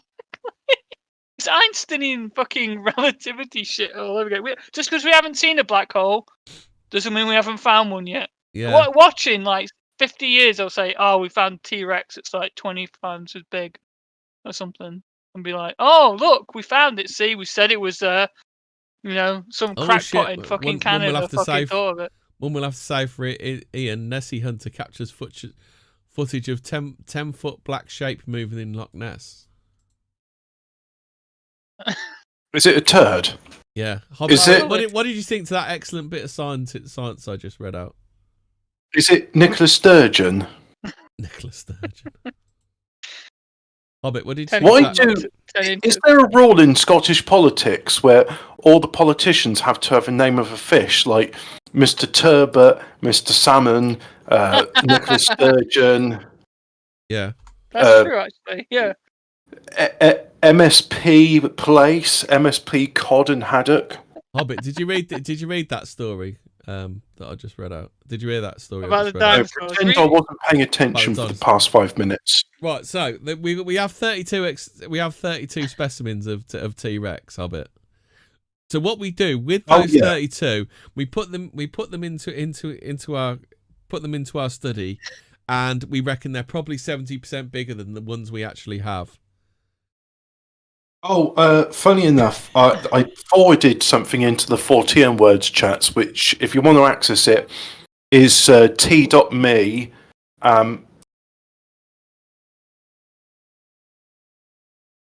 Oh no, it's yes, the Fortean words chat. There was an article in there about the T-Rex being a scam. Oh yeah, the auction thing. Yeah, they were like, "Wait a minute, this isn't right." Yeah, I read that. What was it? Yeah, Christie's pulled a $25 million T-Rex skeleton from auction after experts pointed out most of its bones are replicas. Oh fucking hell! This is a story. So they found a foot in a pool in Yellowstone Park, in Jellystone Park. I think it was Yogi that did it. So now at last, so they haven't been able to figure it out whose foot it was. Now at last, the mystery has been solved, at least in part, by the revelation the foot actually belonged to 70-year-old Il Hun Ro from Los Angeles. Exactly how he managed to end up in the pool, which can reach temperatures of 60 degrees Celsius, remains unclear, but authorities have since tracked down and informed his relatives. Whatever happened to Rowe must have occurred sometime on July 31st, but there were no witnesses, meaning that we may never know for sure what type of mishap ultimately led to his demise. The incident is similar to what happened to 23-year-old Colin Nathaniel Scott, who fell into one of the park's hot springs and was killed almost instantly back in 2016. Suffice to say, if you're visiting the park, it's best to avoid venturing too close to the edge. Nah, he's still alive, man. They only found his foot, right? He's still alive. He's still out there. I think they found Missing the his rest. foot. It's not written very well because It makes it sound like he could still be out there, you know. Hobbit. Thing is, these days, I think it's stunning and brave that if you're struggling to be like in a career and you've got learning difficulties, it's all right. You can become a journalist. Yeah. Mystery is all right. Then guess the country. Mystery is an entire flock of sheep walk in circles for 12 days straight. Oh, it's Dominion of Melchizedek. No, it's China. So obviously, mercury poisoned. Oh, that's nice. Oh God. So anyway, 12 days straight they were walking in circles. As it happens, however, the explanation for this phenomenon is likely to be rather mundane. Listeriosis, a disease typically associated with spoiled sheep food, is known to cause inflammation of one side of the brain, resulting in disorientation and a tendency to walk round in circles. Well, so they're feeding gutter oil to their sheep as well. Yeah, probably. Oh my God. Fuck's sake. Ooh. FBI raids homes of Area 51 journalist and confiscate his file. FBI raids You found something real there. FBI raids homes of Area 51 journalist and confiscates his files. Yep. So aliens are real. Yeah. Therefore, aliens are real, right? Some geezer called Jörg Arnu is a prominent Area 51 researcher who has found nothing in all of his times. He's found nothing, Hobbit. He's found nothing because UFOs aren't real. FBI raids these files, and because nothing existed, therefore nothing to see here. Move along, please. Yeah. We're just taking his files in case he did find something. Fucking hell. Last Thursday, November 3rd, very early in the morning, my homes in Rachel and in Las Vegas were searched by a combined team of FBI and AFOSI. Does anybody know what that is? Air Force. AFOSI, AFOSI, AFOSI was his name. He wrote, all my laptops, phones, memory sticks, cameras, drone, and other items were seized. Each location saw at least 15 to 20 agents rummaging through our homes and about 8 vehicles. Needless to say, it was a spectacle for curious neighbours, both in Rachel and in Vegas. In the process, I lost all my data, medical files, financial and tax records, passwords, everything. To the best of my knowledge, I've not broken the law. The search warrants are not very specific, but aerial photos of Area 51 and other installations came up repeatedly, so I've taken those down for now to diffuse the situation. But obviously he's found nothing because UFOs are bullshit, right? Yeah. Well, I mean, if you wanna, well, could that not just be that they wanna, keep Area 51 under, it might be some secret military project. No, like just it could just. There could be a Occam's razor explanation for that, right? It doesn't have to be aliens, right? Well, whatever. He's got something, hasn't he? Or they were just bored. 11 school children pass out after Ouija board session in Colombia. Fucking stop with the Ouija boards, man. Why do people fuck with those things? Like, just stop it. Dude, stop. No. Bermuda Triangle. Someone film says, crew. "Hey, do you want to do?" It's like drugs. Like, you say no to drugs. Just say no to Ouija boards, man. Just fucking. It's easy. Look, you don't want to get haunted. I tell you don't want to get possessed, man. You can get demon possessed as a treat. Just let them into your life. Just once, right? Yeah, try it once and then suffer for the rest. You can have a little demon possession as a treat. It's fine. 40% of the world's population believe in witches, study claims. Well, we know they do in Nigeria, don't they? Because they steal blokes' I penises believe by in witches. shaking I've hands. seen Lady Gaga Yeah. and How can you Maria not Abramovich. how can you not believe that some women think they can do magic? Hello, I'm Maria Abramovich. I'm a witch. I'm 70 years old. Yeah, I Well, look don't like I'm believe in you. 35. So that means 60% of the world's population don't believe Maria Abramovich exists. 60% of the world's population are really stupid and dumb, and they deserve nothing but scorn and derision. What else we got? Oh yeah, are you looking for a Christmas gift idea, Hobbit?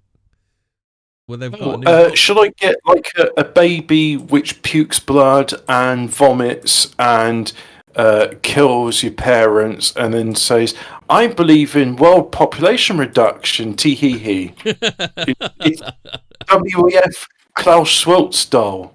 Yeah. Klaus Schwartz? What's his name? That Klaus German Schwab. everybody knows. Schwab. I thought he was a musician. He kind of is. Oh, hang on. No, I'm sorry. I'm getting Klaus Schultz. I know who we made did Dark this last Side week. of Did the we cover Moon. it properly about Avril Lavigne? Do you think Avril Lavigne is Avril Lavigne, or do you think she got swapped out by a... Oh shit! There's another one. Wait, really? Is it like an Eminem? This one's been hanging like, around for a fucking- long while. This one, I've Yeah? heard this one for a long. I don't while. remember this. I haven't heard about this. You haven't heard the Avril Lavigne isn't Avril No, the Lavigne? Eminem one I have. Eminem and Alex Jones and that, but not fucking Avril Lavigne. No. Yeah, Is that before or after Skater Boy? So it was way back in 2005 that the theory first surfaced, which alleged Lavigne had taken her own life after the trauma of her grandfather's death and had been replaced by a double named Melissa Vandella. The theory goes that Vandella was originally hired to protect reclusive Lavigne from intrusive media, and that following Lavigne's apparent death, the record company used Vandella as Lavigne's substitute. Is Levine one of those names that could be said in a horribly raspy way? Yeah, probably. Lavigne. Levine?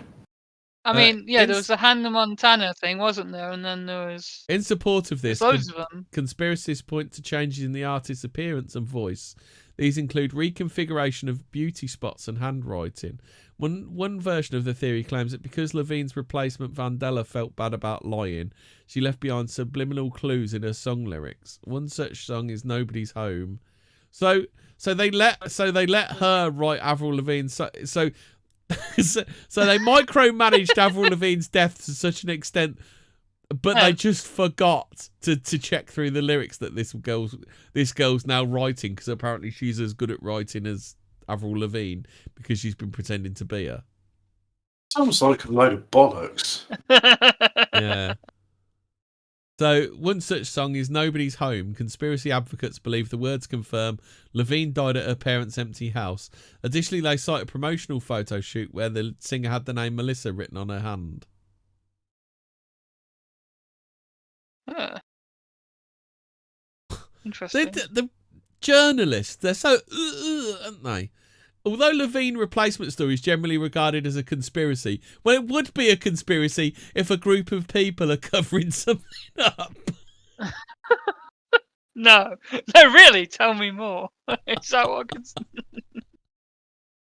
Fucking hell! How many people? They hear the word Wait, conspiracy no. theory and they think conspiracy means bollocks now, don't they? It can't be a It's so conspiracy. Yeah, well, yeah. It can't be a conspiracy because not everyone's in on it. You know. There. That's what I learned the other day. Yeah. Everyone has to be in on it. Yeah. Every single person in the whole world not you. has to be. Yeah. Any more? No, that's a new one to me. Avril Lavigne. Fucking hell. No, did you not know that one? Oh, they spoke about this one a couple of weeks ago. Huh? Maybe. Yeah. We have to do a little episode on like people that aren't them anymore. Could do. I mean, we could do the Paul is dead stuff. I think we need to do one on. Is it the Tavistock Institute? Is it? Oh God. Oh yeah. Yeah. That's one I've been wanting to do for a while, but I don't really know enough about it. Are we doing the fucking psychic sexual shit from mind waves or whatever it is. Is that? Yeah, let's start with a heart. Let's finish off with a heartwarming tale. Queen Mother once had a room cleansed due to concerns over a ghost. This particular case, which was detailed in the writings of the late newspaper diarist Kenneth Rose, occurred back in the summer of 2000 when the Queen Mother enlisted the services of a local parson to investigate accounts of paranormal activity occurring in one of the rooms at Sandringham House. According to Rose's notes, some of the servants had complained about the room being haunted and had even refused to go in there for fear of encountering something paranormal. The room had once served as a bedroom for King George VI, the Queen Mother's late husband, who spent his final days there before his death from coronary thrombosis in 1952. Parson walked in from room to room and did indeed feel some sort of restlessness in one of them. Rose wrote, he held a service there, not exactly an exorcism, which is the driving out of an evil spirit, but of bringing tranquility. The congregation took 3 Holy Communion and special prayers were said, I think, for the repose of the king's soul in the room which he died. The Queen Mother herself died a relatively short time later at the age of 101 in 2002. Conspiracy theory. A 101-year-old woman died. Oh, no. Right. Did the ghost kill her? Is that what killed her?